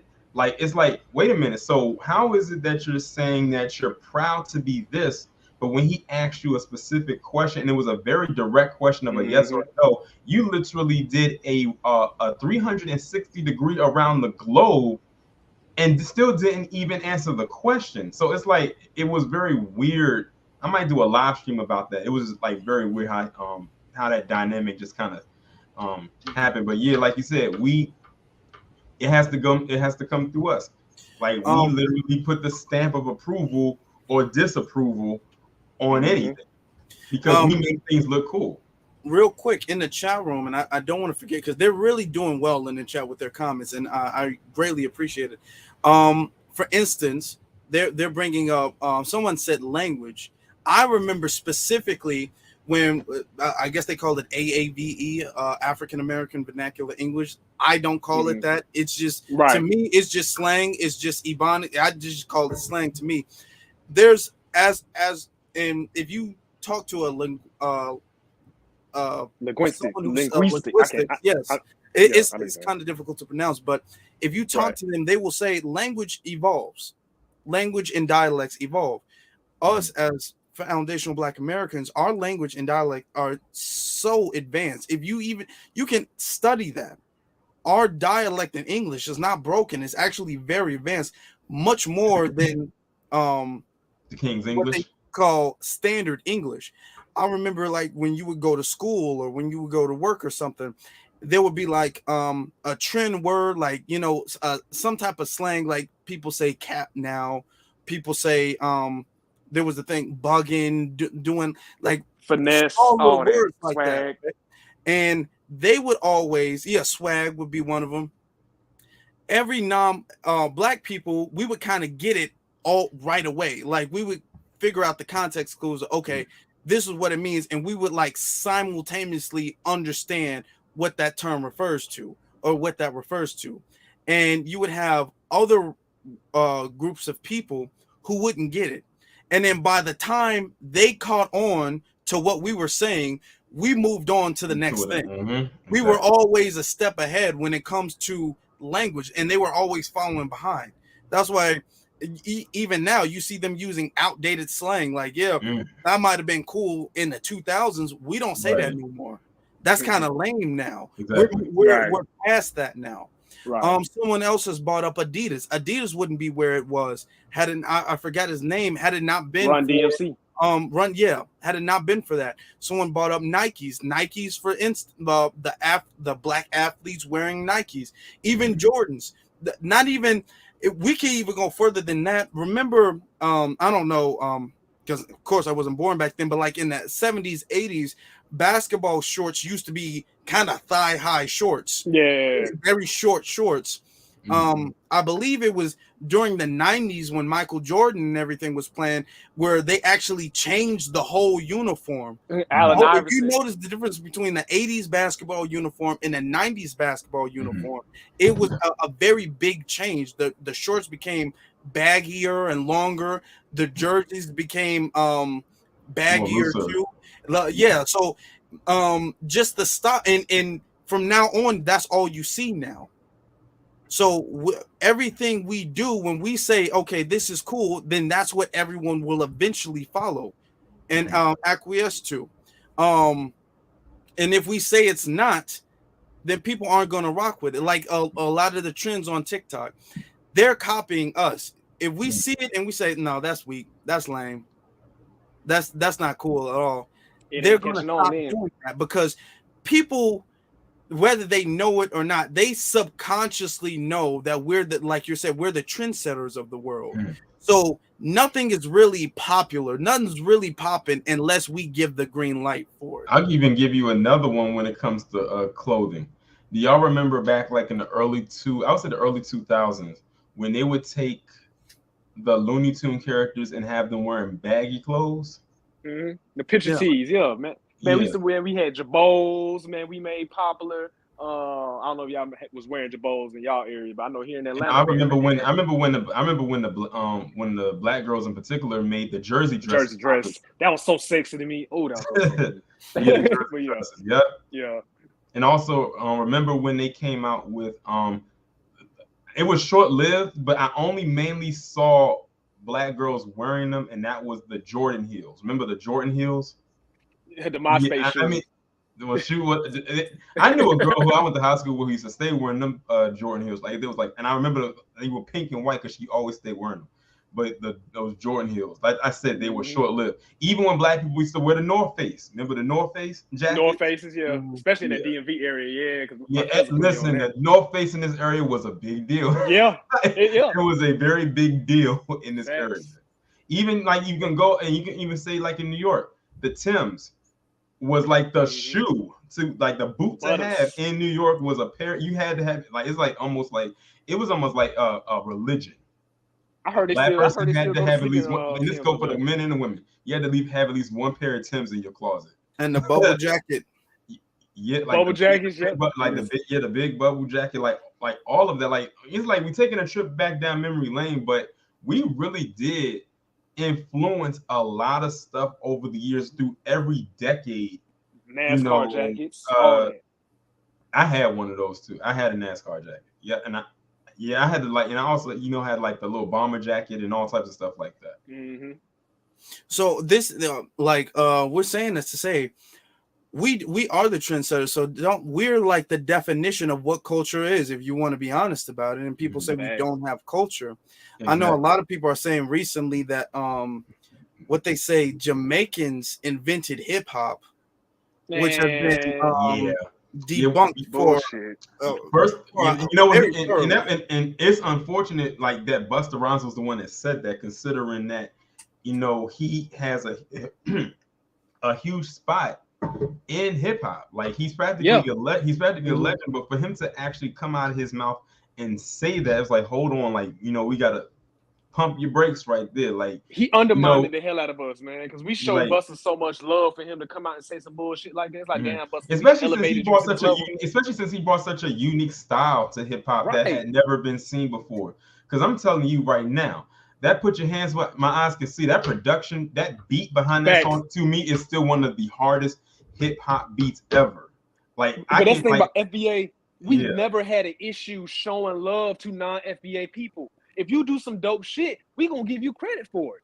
We're not a hating group of people.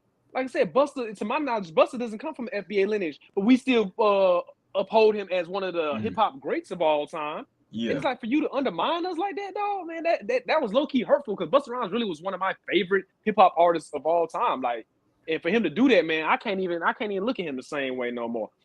Same thing with Fat Joe, man. Fat Joe in them Terror Squad days, bro. I used to rock with Fat Joe heavy, bro. Like, and then for Fat Joe to be doing all this tap dancing he been doing as of late and undermining of our culture, I can't support him the same way, man. And it's so many people it's the blatant disrespect we propped up. Exactly. So many people that we have propped up is now disrespecting us, man. I feel like they need to be checked on it, man. Because at the end of the day, if they keep us away from their culture, it's not going to affect us, because they kept us away anyway. But once we circle our wagon and keep people away from our culture, there's going to be some people that goes without eating. And that's what they're afraid of. Yeah. Now, Taurean, I know you were saying about the fact that it's very disappointing that Buster is, and we do hold Buster to high esteem as far as being like a legend, and he has such a very unique style, and he brings a lot to like the hip hop history, and it's very, you're absolutely right. It's very disheartening for him to tell that very debunked. It's not like that's an arguable fact of we don't really know where it came from. It's been debunked for quite a few years. To my knowledge, it has been, and he's doing that to pander to really his to non-black groups or whatnot. Yeah, because I think also they were trying to link it to reggae, which of course was or is one of the most popular forms of music in Jamaica. Like, if you hear reggae, if you didn't know anything about Jamaica, you've heard about reggae and probably have heard it. And of course, Bob Marley's gonna be like that go-to person that you think of, because he's like a reggae icon. But that's their music right there. We would not dare claim that we created reggae. We could claim reggae, because Bob Marley himself said that him and the Wailers, the reason why they even came up with that style of music was because they would catch the FM frequencies from the United States so periodically that they wouldn't be able to just cut on a radio and guaranteed to be able to catch a radio signal. So what they would do is they would remake songs that they heard, being James Brown and other notable most Black American artists. They would remake it. So you ever heard, like, on YouTube, someone does a cover of a song? It's like, it's the same song, but it has their own style on it. That's essentially what reggae was. All they were doing was remaking foundational Black American music and just put their own twang on it. So if they want to play that Jamaican started hip hop game, I'm gonna start claiming reggae, and I'm gonna pull out them quotes by Bob Marley to back that up. If they want to play that game. But and we could, but the thing is, as you were saying, we give as you mentioned, we give other groups their credit. Like, for instance, some people talk about reggae. When we talk about specifically Marcus Garvey. Marcus Garvey is known, and he became an icon because of his work in America. Because we, as foundational Black Americans, we supported him, but we don't claim him because he's Jamaican, and we'll say, okay, well, yeah, he is an icon to us. Much love and respect to Marcus Garvey, but he's Jamaican, so we don't really try to claim what they've done. When someone brings up Jamaican food, from in Chicago, they have a lot of Jamaican restaurants. If you guys I love Jamaican food. there, Jamaican food, I love Jamaican food. I love it. People say it's healthier, it tastes better. It does. I love Jamaican food. Okay. I would never say, you know what, we do this better than you guys do. Or my thing is, let people rep their set, let people have their credit, let people do their thing, and you can do it in a respectful way. I think that's the point Taurean was making, right? That's the I believe that was just be respectful of the culture that's being provided, because as far as we know, like, you are just visiting. Like, we have to live here. You get to go back home.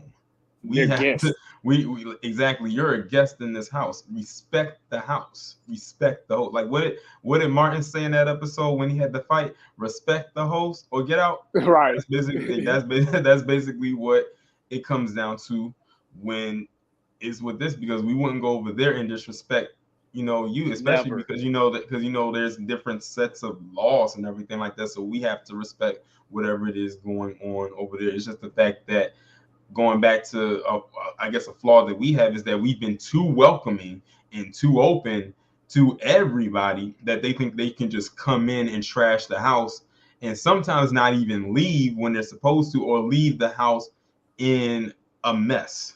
And then we're the ones left cleaning it up, and we might end up finding some stuff got stolen. So, so I would say we just have to definitely tighten up. It's nothing wrong with us gatekeeping anything, because a lot of cultures gatekeep certain things, especially things that are really like that they hold like dear to them. Like, in this one actually, got me considering, like, and again, that goes back to culture and what we've created.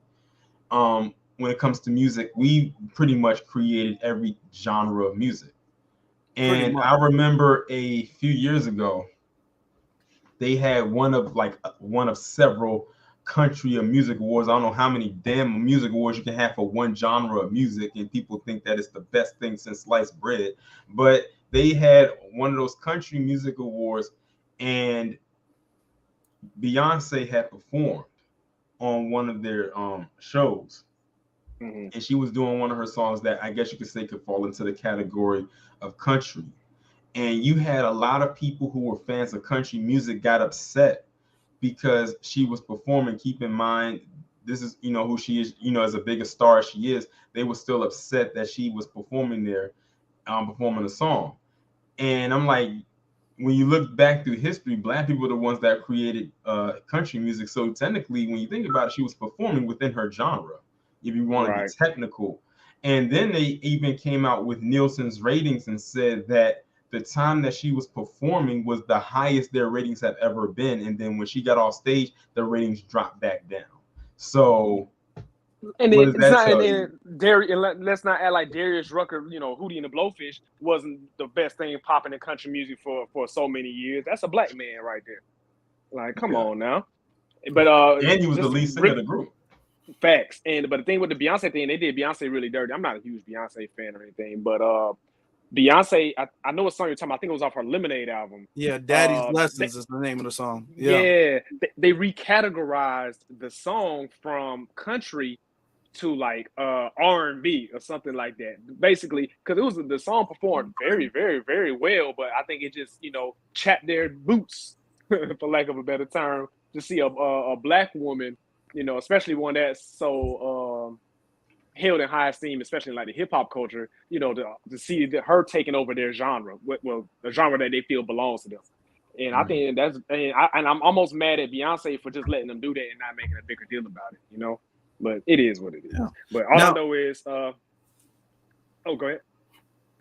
No, I'm gonna let you finish your statement. It looked like you were wrapping it up. Before I get to the next point I was about to make. Really quickly, I was just gonna say, man, gatekeeping is how you keep the roaches out. You close the door, and if you don't close the door, you're gonna let all types of rodents and roaches come up in your house. And I feel like so the best way to keep our house clean is to close the door. That's not to say nobody's not allowed over, but we just need to check you out first before we let you in. That's all.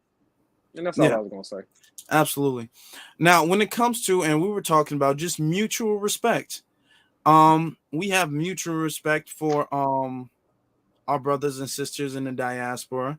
There are things like we just admitted on the food and stuff like that. We have mutual respect for you guys' culture and you guys' things, and we're not getting respected back. We're getting told that we don't have a culture. And that and anything we do belongs to everybody. Mm-hmm. So when it comes to respect, and then now let me pose this question to you. When it comes to respect and disrespect specifically, I'm told okay, well, respect and disrespect goes both ways. So when I was younger, they called me an African booty scratcher, and we called you this. So what makes it to where I can't say this to you, but you can say this to me? So they're playing the game now of, okay, you guys have disrespected us for the longest time. Why should we show you any respect? They claim we've disrespected them for the longest time with the African booty scratcher comment, or the making fun of, like, go back to Africa, or whatever they claim that we teased them with. So what would do you guys feel like respect between foundational Black Americans and non-FBAs need to be completely mutual, or do you feel like they're kind of like exaggerating their end of the disrespect? They're exaggerating, and let's be for real. For one, you're on our land, so that's just point blank. Period. You got to respect that. You're going to deal with what comes with that. And part of our culture is joning on folks, or roasting on folks, or ragging on folks, whatever you want to call it. We crack jokes. I know for a fact when the African booty scratcher line, we used to call everybody African booty scratcher. We used to call the white kids African booty scratcher. That was nothing exclusive to people from Africa. And I know many people have pointed this out, man. Like, we didn't roast anybody from being foreign. We roasted you because you came out there with penny loafers on the playground. We roasted you because you came to school smelling like Campbell's soup. You know what I'm saying? Tomato soup. Like, you was musty as hell. We roasted people for that. It just so happened to be that you was from a different culture, which may explain why you was dressed crazy, or what we deemed crazy, as children, or why you smelled funny or whatever. But at the end of the day, it had nothing to do just because you are a foreigner, so we don't like you. Because it was a lot of kids who did have non-FBA parents, but they was fully ingrained in the culture, and they you know what I'm saying, they got roasted on just like everybody else. But it was never, oh, because you are from wherever, you know what I'm saying, that's why we're making fun of you. And I feel like a lot of those people, man, they're using that as an excuse, dog. Like, man, y'all, the furthest back, the closest example of a disrespect that you can point to is in elementary school. You need to let that hurt go, man. Go see a therapist. We roast on people. That's what we do out here. Mm-hmm. Matter of fact, I would challenge any Black person in America to find someone who can say that they never got joned on in school. I know, like, I did, and I did. Right, that's what I did it right, and I did it right on back. I'm gonna be honest. I think that's another part of our culture, is when it comes to joning and roasting, Black people do it the best. I'm sorry, the way that the stuff just kind of slips off of our tongue. Like, for instance, for me, y'all watch my videos. The stuff I be calling people right there, and how it just kind of quickly comes off the head. That's just like a natural. I think that's just a natural talent that I think we, as Black people, have. Like, we know how to deliver a joke and a roast like no other, and that shit be funny as hell. Literally, do y'all remember back? I don't know if y'all remember this, but they literally had back like in the, I would say like the early 2000s, maybe the 90s. They had literally a whole book called Snaps. They had a double snaps and a triple snaps, because they had like volumes, and literally had a whole book dedicated to your mama jokes, and they had them broken down by chapters. Yeah, every last one of them jokes was funny as hell. And what makes it so good is the fact that we don't take it like to heart. We like, oh man, like, even if you get completely roasted by the whole crew, you like, damn, they really got me this time. But next time I'm gonna get them. Like, it's not like a personal thing where you like years later you're like, I gotta get my revenge. I don't really like it. Like, no, we don't take it like that. They even had a show on it, like back like in the 90s. They even had a show where they had like your mom, like I don't know what the name is. It was like I forgot the name of the show. Your mama? But it was like a lot of upcoming Black comedians, because I know Monique used to be frequent on that show back in the 90s, like back before we know who she is now. And they had different people. As a matter of fact, remember that movie White Chicks? When they were roasting the white girls, and one of them did that joke about the breast milk. They got that from Monique when she did that on that show that I'm talking about. She did the whole thing with the powder and did the breast milk. They got that joke from Monique, because I was like, that looks so familiar when I watched it. I said, oh, that's where they got it from. So yeah, like when it comes to roasting and joning or whatever you wanted to, or they call it doing the dozens. Yeah, all of that's another thing that we created.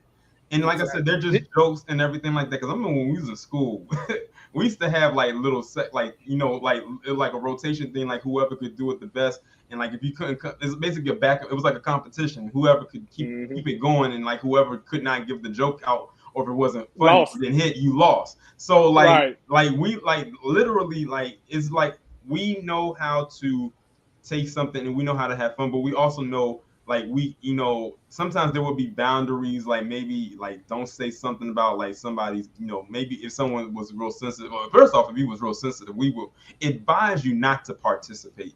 Because if you're the kind of person that was ready to swing, like we would highly recommend do not do this. Just sit down in the audience and laugh with everybody else. This is for some. Don't laugh too hard though, because if you laugh too hard, when it came to roasting, like you had to have thick skin.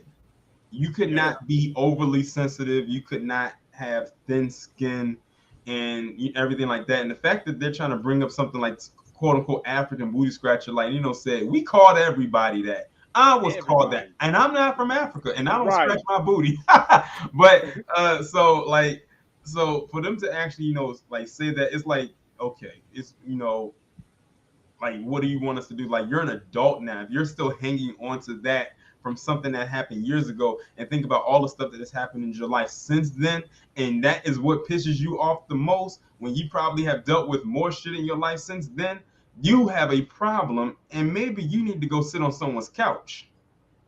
Man, and like I said, they just use that as a justification for the disdain for us that they already came over here with. That's all it is, man. Yeah, because somebody in the comment just left a comment saying something along the lines of, "Oh, nobody jokes like African. We have a lot of jokes for African American." Well, Mr. Popo, I definitely invite you to come join the roasting session with some FBAs, and we'll see about that. Because if let social media tell it, all of this anti-FBA rhetoric stems from being made fun of in school.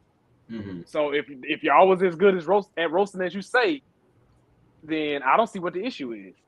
And also, go ahead. No, yeah, it's really not. Because if you were as good as roasting, you'd be able to take it.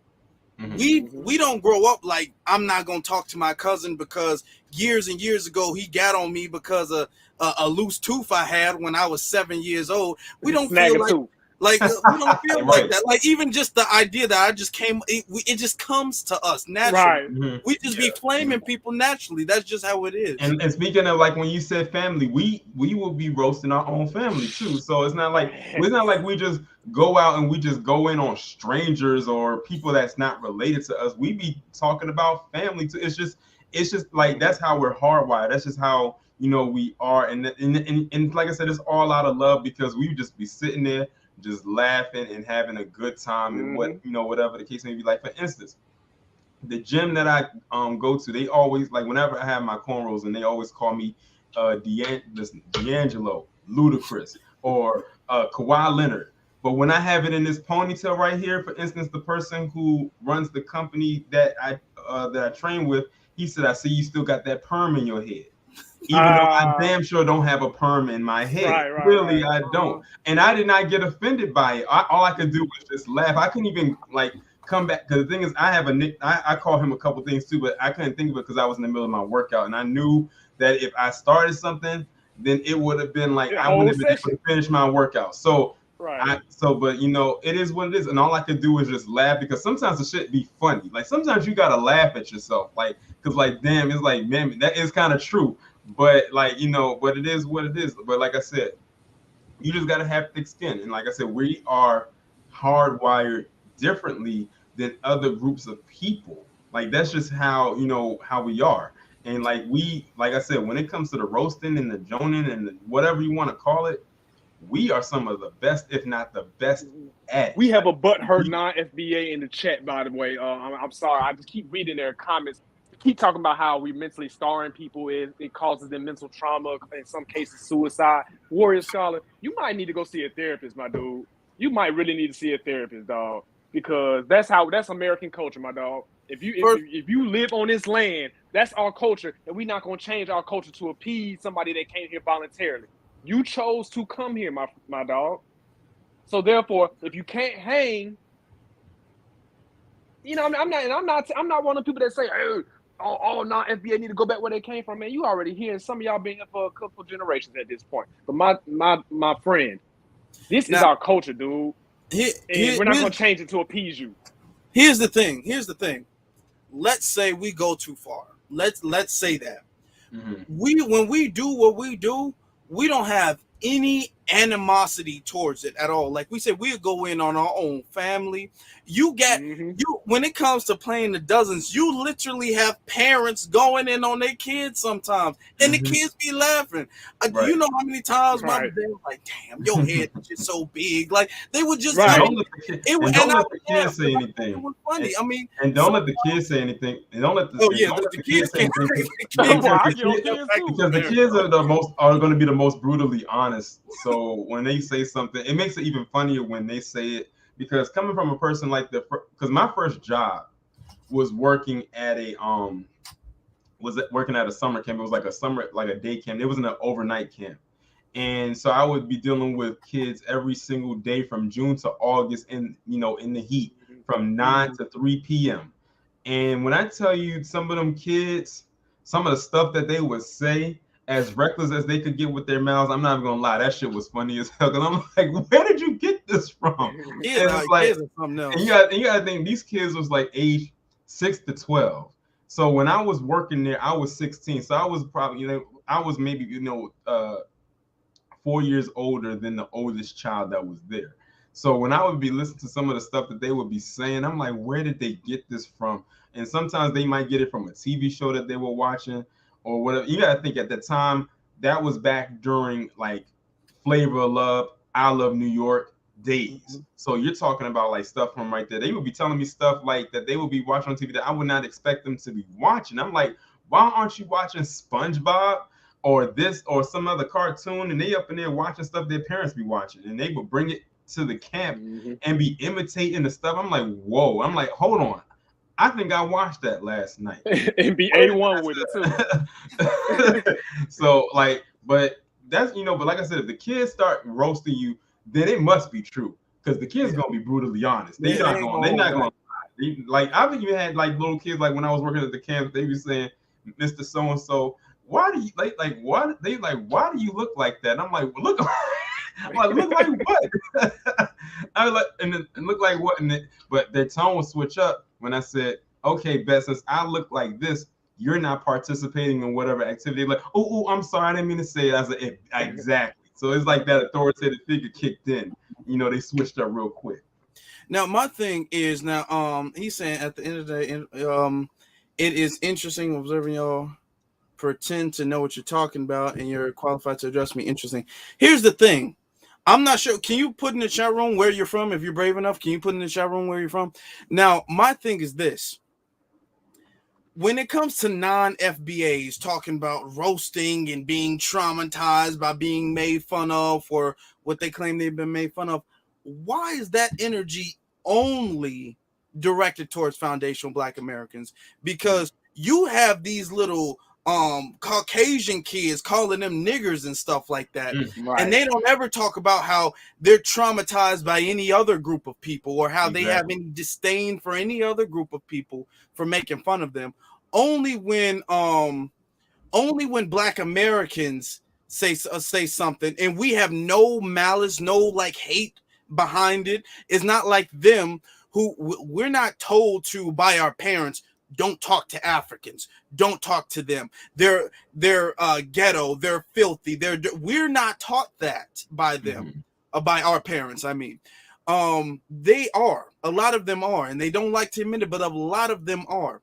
Okay, so when we make jokes, we make a joke about a Black American, we make a joke about African or Caribbean. It don't matter, anybody can get it. But they, like Neo said, like, okay, if it's not an excuse as to your disdain for foundational Black Americans, why is that energy never directed towards the dominant society? Because they be and their jokes, their quote unquote jokes, is just really microaggressions. You grow up your entire life with microaggressions from PC people, and you have nothing but smiles for them. Anytime they say anything to you, you like, yes, sir. Yes, ma'am. You don't give them no smoke at all. But you get to a Black American as an adult and talk about something that happened to you or you were in middle school. Oh, yeah, well, they made fun of my African accent when I was in middle school. Oh, yeah, okay, all right. And we made fun of people that stuttered. So what? But they don't have any of that energy. So that's I don't really want to hear that. I don't. He says I'm addressing person who mentioned me. Okay. Oh, is he talking about me? Because hey, man. Now he says, I'm gonna put it on the screen so people can see. I was addressing the person who mentioned me, my username directly. I am from Chicago West Side. Shout out to the West Side. I've called I've called out that trash that immigrants do more than y'all have. Are you really though? Maybe because he's around immigrants more than us. His family's probably immigrants. Because I want to know where your family from, not where you from. Because we already discussed how non-FBA people like to play that game. We asked where you from, and you come from an immigrant background, but y'all don't want to admit that. Like I said, man, it's just jokes, man. If it still scarred you to this point, then maybe you need to see a therapist, dude. Because just like Jay said, why don't y'all have that same energy from white people that have done and called you way worse? I think it ties in with that same mentality that the Irish had. The Irish always talk about how they was oppressed like Black Americans, how they was called, the N-word and everything else around here. But for some reason, those same Irish people only burned down Black businesses. They was only terrorizing Black neighborhoods. So who was oppressing you though? It's not the people that you was attacking. And I feel like that same line of logic applies to Black immigrants or people of immigrant descent. If the people that are doing you the worst are not the people that you are taking your disdain out on, then what are you really doing? And I'm sorry, man. I ain't mean to cut you off, Jay. It just, man, this topic just get me a little triggered sometimes. Yeah. So yeah, yeah. We're not playing that game. It says, my family's from the plantation of Alabama. It says, I don't expect you. I'm traumatized by the. Oh, look, if you traumatized by the dozens of flamings, then you just too sensitive for the. Listen, and let me say this for people who might say that kids go too far. The world is a harsh place that does not care about your feelings at all. Us as foundational Black Americans, we have kind of adapted and somewhat flipped that. We're used to microaggressions by the dominant society and stuff like that. We have to have a thick skin. So we've kind of flipped that as, not only are you going to say something to me, I'm going to say something back to you. Like we don't really let words get us in our feelings like that. When you say I'm traumatized by the dozens, you was traumatized by kids making fun of your busted shoes. Like, I mean, was you traumatized because you had a hole in your pants as a kid and they saw like tell me like it that he was Mr. No business. And I feel like the word traumatized. I feel like that word is a little bit overused now. People don't know the definition to the word, or they're just using it for everything. Do you know how much I got made fun of? People said to me, like I talk like I'm always in church.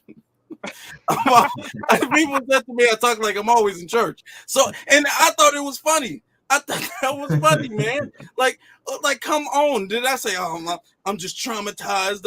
I want to be like, come on, like, yo. You live in the heart of white supremacy, and roasting from your peers is what traumatized you.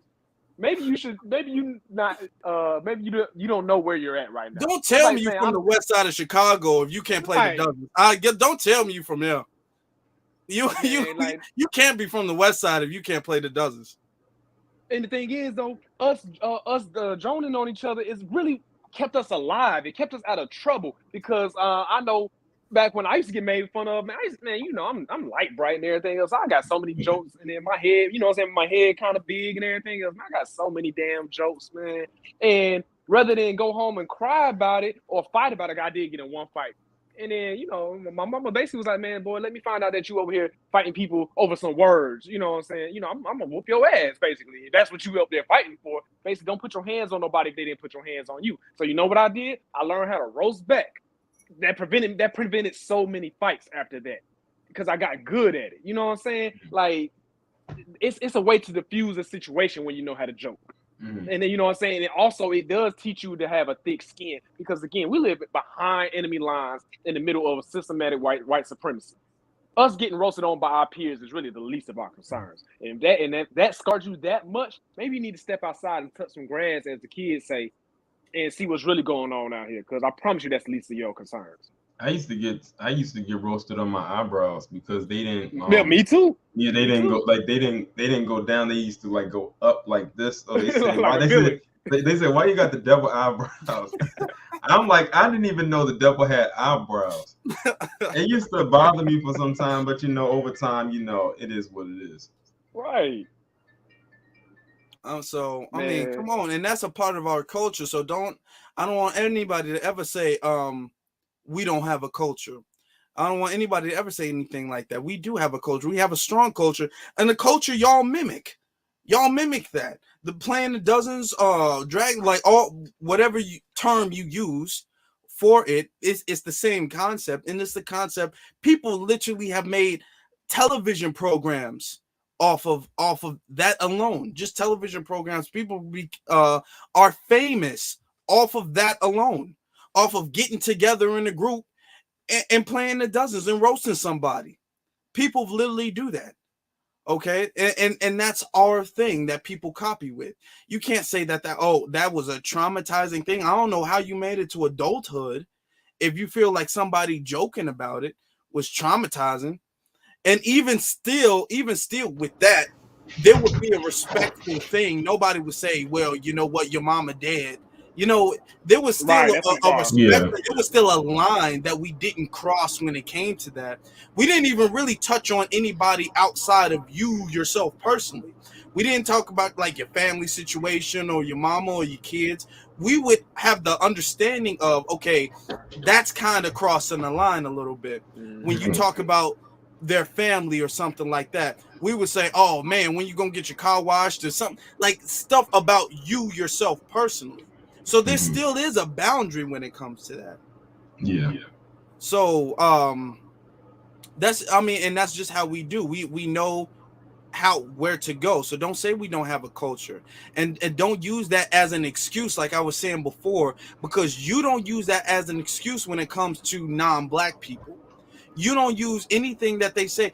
You literally have Asians coming over there, taking y'all stuff and then beating y'all ass, and y'all don't have any of the smoke for Asians. I remember throughout this weekend they were saying, oh well, there was this one tweet, I forgot who said it, talking about all this anti-Black immigrant rhetoric can lead towards violence, like Black Americans are going to be violent.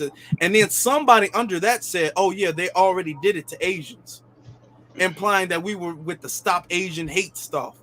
So y'all literally have Asians coming over to your homeland country and beating the hell out of y'all.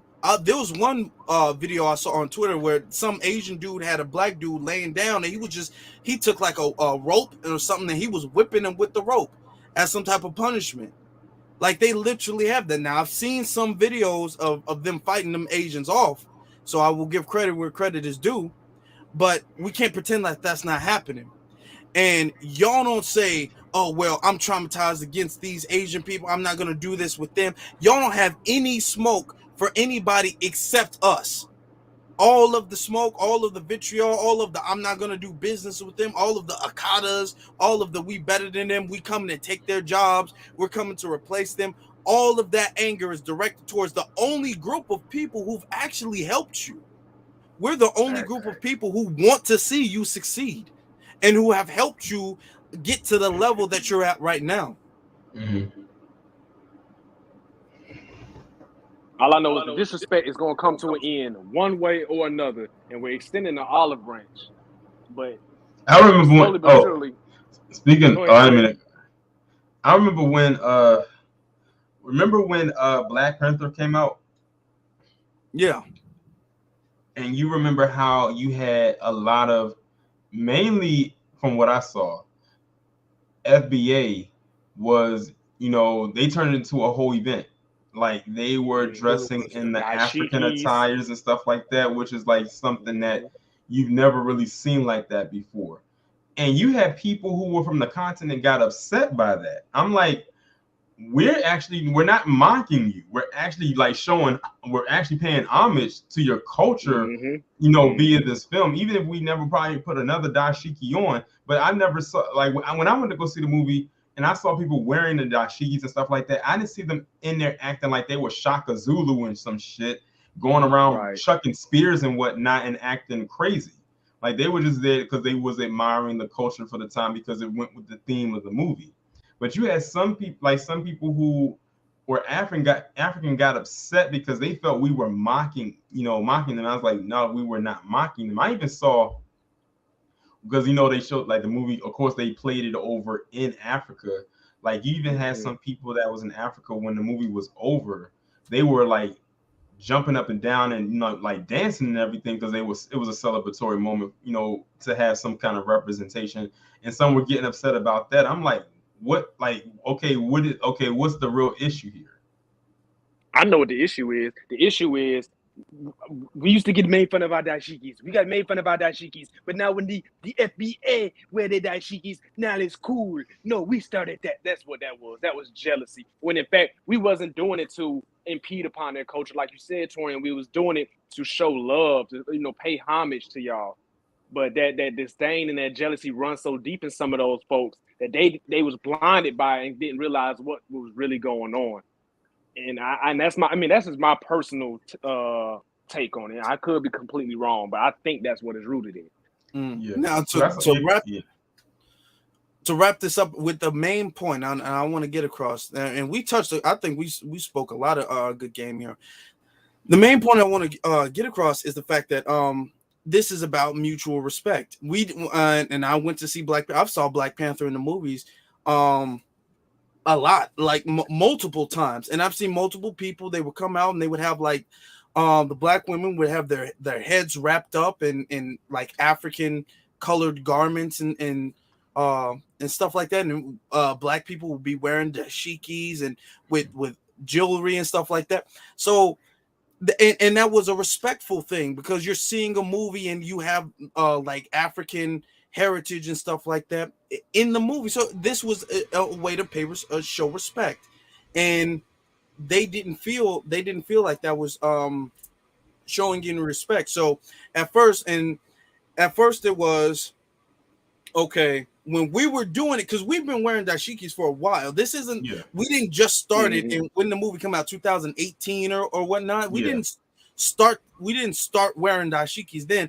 I remember back in the 90s and stuff like that, they would be selling like the African dashikis and the big charms with the African continent on them. They've been wearing that ever since I was a kid. So we've always been paying that. Reminds me of that show. We've been told, oh well, y'all not really from y'all not African. Y'all not African. Y'all not African. We are not the same people. We are not the same people. Y'all are different people. Oh, okay, all right, then cool. Now we're saying, hey, we're not African. We are foundational Black Americans. We are descendant of American slaves. We different people. Now it is okay. Shouldn't we stop talking divisive? Why are we talking divisive? We should all be coming together. We're all black. When we get pulled over by the police, they only see black. That's so now when we say, okay, we agree with what you're saying, we 100% agree. We're not the same people. Now it's wait. Hold on. Not so fast. We are the same people now. Don't go away. We're the same people. We all black, right? When the police pulls us over, which is their only example, when the police pulls us over, they see us as black. So I mean, so it's like it comes with conditions. Yeah. So my thing is that okay, I have no problem at all when it comes to black unity or African unity or whatever, but we are not going to, and I'm glad us as foundational Black Americans have realized this is the point where we stop that nonsense. We are not going to have a one-sided road of Pan-Africanism that goes one way. The benefits only go in one direction, and it's never reciprocated.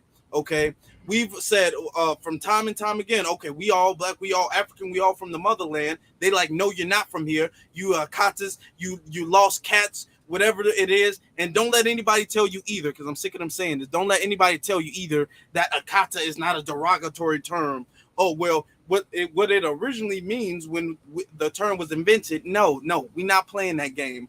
If that's the case, the word bitch is not derogatory. Well, it means female dog. So you know what I'm saying? We're not playing that game. Okay. So all of that, oh, y'all don't have no culture, y'all thugs, y'all this, y'all that. Okay, well, we cool. So we just gonna separate ourselves like y'all always wanted to be. And now it's well, you're being divisive, and well, you what about we are all black and we are all in this together, and what are you doing? Like all of that stuff. So my thing is this: if you want us to be together, okay, cool. Don't say that to us at all. You go back to your own people who be not roasting us playfully, who be talking mad shit about us in their chat rooms when they be on what's that Clubhouse, when they be on that Clubhouse app. Yeah. Talking about how we thugs, we ain't got no culture, we ain't got this and this, and how they're better than us. We don't hear nobody coming and saying, oh, that is divisive and we should not do that. We should not do that to them. We are all black people. We don't hear that whole when the police excuse when it comes to them attacking us. We only hear that with us. When what's it, Michael B. Jordan, when I think he came out with some type of alcoholic drink, a rim or something like that. Yeah. And it was all like, oh, he's not from the Caribbean. How dare he? Yeah, Algeria. How dare he say that? How dare he say that? And that was Nicki Minaj that led that charge. And yeah, Nicki Minaj. Oh, he made a mistake with that. Where was all that Pan-Africanism then? Where was that Pan-Africanism then? Why is it only foundational Black Americans are held to the standard of Pan-Africanism? And y'all just get the benefits. That can't go. So if y'all want it, okay, then y'all got to go to your own people and y'all got to push that there. Because I didn't see none of the people who push Pan-Africanism. I see a lot of people talking about how Tariq is spreading division and everything. I didn't see none of them defending Michael B. Jordan when he was doing that. I remember Will Smith, he played, and I know I'm going on a little rant, I'm in the soon, but Will Smith, he played a Nigerian doctor on a movie, I think called Concussion, which was based off a true story. And a lot of Nigerians online was upset. Oh, he's not Nigerian. How can he play a Nigerian? Oh, okay. So we're drawing the line there. We can't cross into y'all lands. But when we say y'all can't come over here, oh, that's divisive. Oh, what are you doing? That's the work of white supremacists right there. Like they would know. So no, we're not doing it. If y'all want Black unity, y'all gonna make your people get on that page. Otherwise, we're cool over here. When y'all on board, then y'all can come. But if y'all not on board, then y'all stay over there. Then that's what I have to say. Let y'all say what y'all have to say about that. Man, either y'all gonna check y'all folks, or we gonna check them for you. And if you get your feelings hurt in the process, then it is what it is. Because at the end of the day, we check our coons. That's one thing you can say. I'm not gonna sit here and play like FBA that we don't have our own coon sector. We do. We most definitely do. But the thing is, the difference between us and those throughout the diaspora is that we check our coons. We put them on Front Street. We call them out. A lot of times, a lot of non-FBA people who consider themselves to be on code, a lot of times when y'all folks start talking real greasy, y'all just kind of sit back and kind of fade into the background a little bit. And when you do that, then we have to lead the charge on taking on them folks. And then when we do that, then don't get mad when we have to remind them where y'all came from. Because I mean, you know, like I say, it's a lot of it's a handful of on code non-FBA people, but the fact of the matter is they're over here and you fled too. That didn't just apply to the coon sector. That applied to you too. But when we have to point that out, then don't get in your feelings because you didn't get up and check them folks. So we had to take it upon ourselves. And then just really quickly, you know, one thing I want to just end on for myself is, you know, for us to be accused of not having a culture or anything else, why do people emulate us so much? And then and another thing I wanted to say before I go is another form of disrespect is when we acknowledge our native ancestry and you tell us that we're not native to this land. That's a form of disrespect. Because at the end of the day, foundational Black Americans, I guarantee you, every single one of us have an elder in our family, past or present, that will sit here and tell you about your native ancestry somewhere down the line. Some of us can actually trace our native ancestry. Me, myself, I was blessed enough to know my great-great-grandmother who died when I was 12. She died when she was 99. I knew all of my great-grandmothers. I knew, you know what I'm saying? I knew 2 of my great-grandfathers, you know what I'm saying? 3 out of my 4 grandparents are still alive, you know? So don't sit here and try to tell me that I'm not native to this land because we very much are.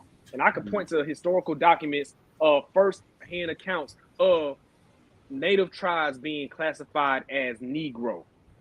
And when those people was classified as Negro and they were enslaved, and then they were enslaved along with the handful of Africans that was brought over here, those 2 groups got together and they procreated with one another. And if they procreated with one another, which means having children, who are their descendants today? That's us. So don't sit here and tell us where we from, because we know where we from. The problem is, for too long, we was trying to listen to what everybody else was saying about us, about where we was from. And that's what had us confused. And that's all I want to say. Well, before you go, brother, why don't you tell the audience where they can find you? Man, for the most part, the only place you can really find me at this moment would be on Instagram. My name is Nino Black. Just a play on words, you know, instead of like Nino Brown, Nino Black. It'd be NINOB1ACK. Nino Black. Replace the L with a 1. B1ACK. Some people know me from Twitter, but I'm permanently banned from Twitter. I'll try to get back on there one of these days, but every time they catch me, I get that's that nigga over there. They got that IP address on lock. Man, I got all types of VPNs, man. I don't know how they keep catching me. Okay. Taurean, I believe you want to say something like, well, what would you say your final words would be? Summary of anything you want to say? Well, first off, I'm glad that we had this discussion. It's definitely something that is long overdue, and this is going to be an ongoing discussion. I'm practically glad that the floodgates are open up now. So now we are speaking freely about this. And one thing I can say is that I'm glad for now is that we are in a position where we can really express how we feel about something like this, because I feel like this is a conversation that should have been had a long time ago, but we probably just didn't have the outlet or the proper people that could lead the charge with this and then get the knowledge that we needed in order to keep this message going. But I'm glad that it's happening now and that it's at a full force speed, and I don't think it's going to be stopping anytime soon. I hope it doesn't. I kind of wish it didn't even have to get to this point, but I mean, here we are. So it's just how it is. This is how it's going to be. No longer are we just going to just sit by and just be quiet as a church mouse and just let people just run over us. We're going to speak our mind, and people are going to be upset. But, you know, it is what it is. Like, at the end of the day, we have something to say, and people are going to hear it whether they want to or not. Okay, that definitely. Can you tell I'm sure they would know, but can you tell the audience how they can find you or where they can find you? All right, you can find me here on YouTube, Taurean Rain Reloaded. I also have my live stream channel, which is Rain in Real Time, on Twitter at Taurean Rain, and on Instagram is at Taurean_Rain. Okay. And so the audience knows, I will be putting all of their, now I unfortunately I didn't have time to do this before we went live, but very shortly after the live, I will be putting their information and plugging in their YouTube channels and their Instagram links and everything to make it easier for you to follow them. So definitely follow these two brothers. Okay. Very good information coming from both of them. I will be putting that in the description a little bit later on. This was a very great broadcast. I think that this opened, like you said, the floodgates to many discussions, because at this point it's about time, because we've been trying to create Black empowerment the nice way, the way everybody likes, and we have to realize everybody doesn't want Black empowerment, only we do. So that means that we are going to have to we're going to have to step on toes. I literally just have to roast one of my family members on my previous broadcast, and that was I saw that. And that wasn't that wasn't even like a joking thing. That was like, hey, you kind of blocking a progressive path, so I'm gonna have to move you out the way. So in this channel of mine has kind of ruined to an extent some of my personal relationships based off of some things I've said. I haven't taken anything back, because it's not wrong what I said. If it hurts their feelings, then that's just that. Their feelings are hurt. But if it's not wrong, we have to stand by the truth. We have to live by the truth. And I'm glad that we're starting to become more courageous, and we're starting to become emboldened with speaking the truth to power. So definitely follow these two brothers. You can follow me. You can subscribe. Please leave a like and subscribe if you have not subscribed to the channel. And you can follow me on my Instagram and Twitter at J_elite10. That's J_elite10. Okay. So definitely follow all three of us. I will put very shortly their link in the description below. Shout out to every single person. There's a bunch of people in the chat. I can't name them all. I try to name them all, but there's a lot of people. I'd have to scroll all the way up. So shout out to every single last one of you who are in the chat room. Shout out to everybody who has liked. Shout out to the on code Black foreigners. Okay, this isn't a diss to every Black foreigner. This is just us addressing something that needed to be addressed for a very, very long time, as far as the tether class of the Black foreigners. Okay, so shout out to everybody. Shout out to our FBA family. I will see you all later. Today is Monday. I will see you all later this week. Okay, for my Thursday broadcast. Until then, y'all take it easy, family. All right. Thanks for having me on, Jay. And all right, see you, Tori. All right.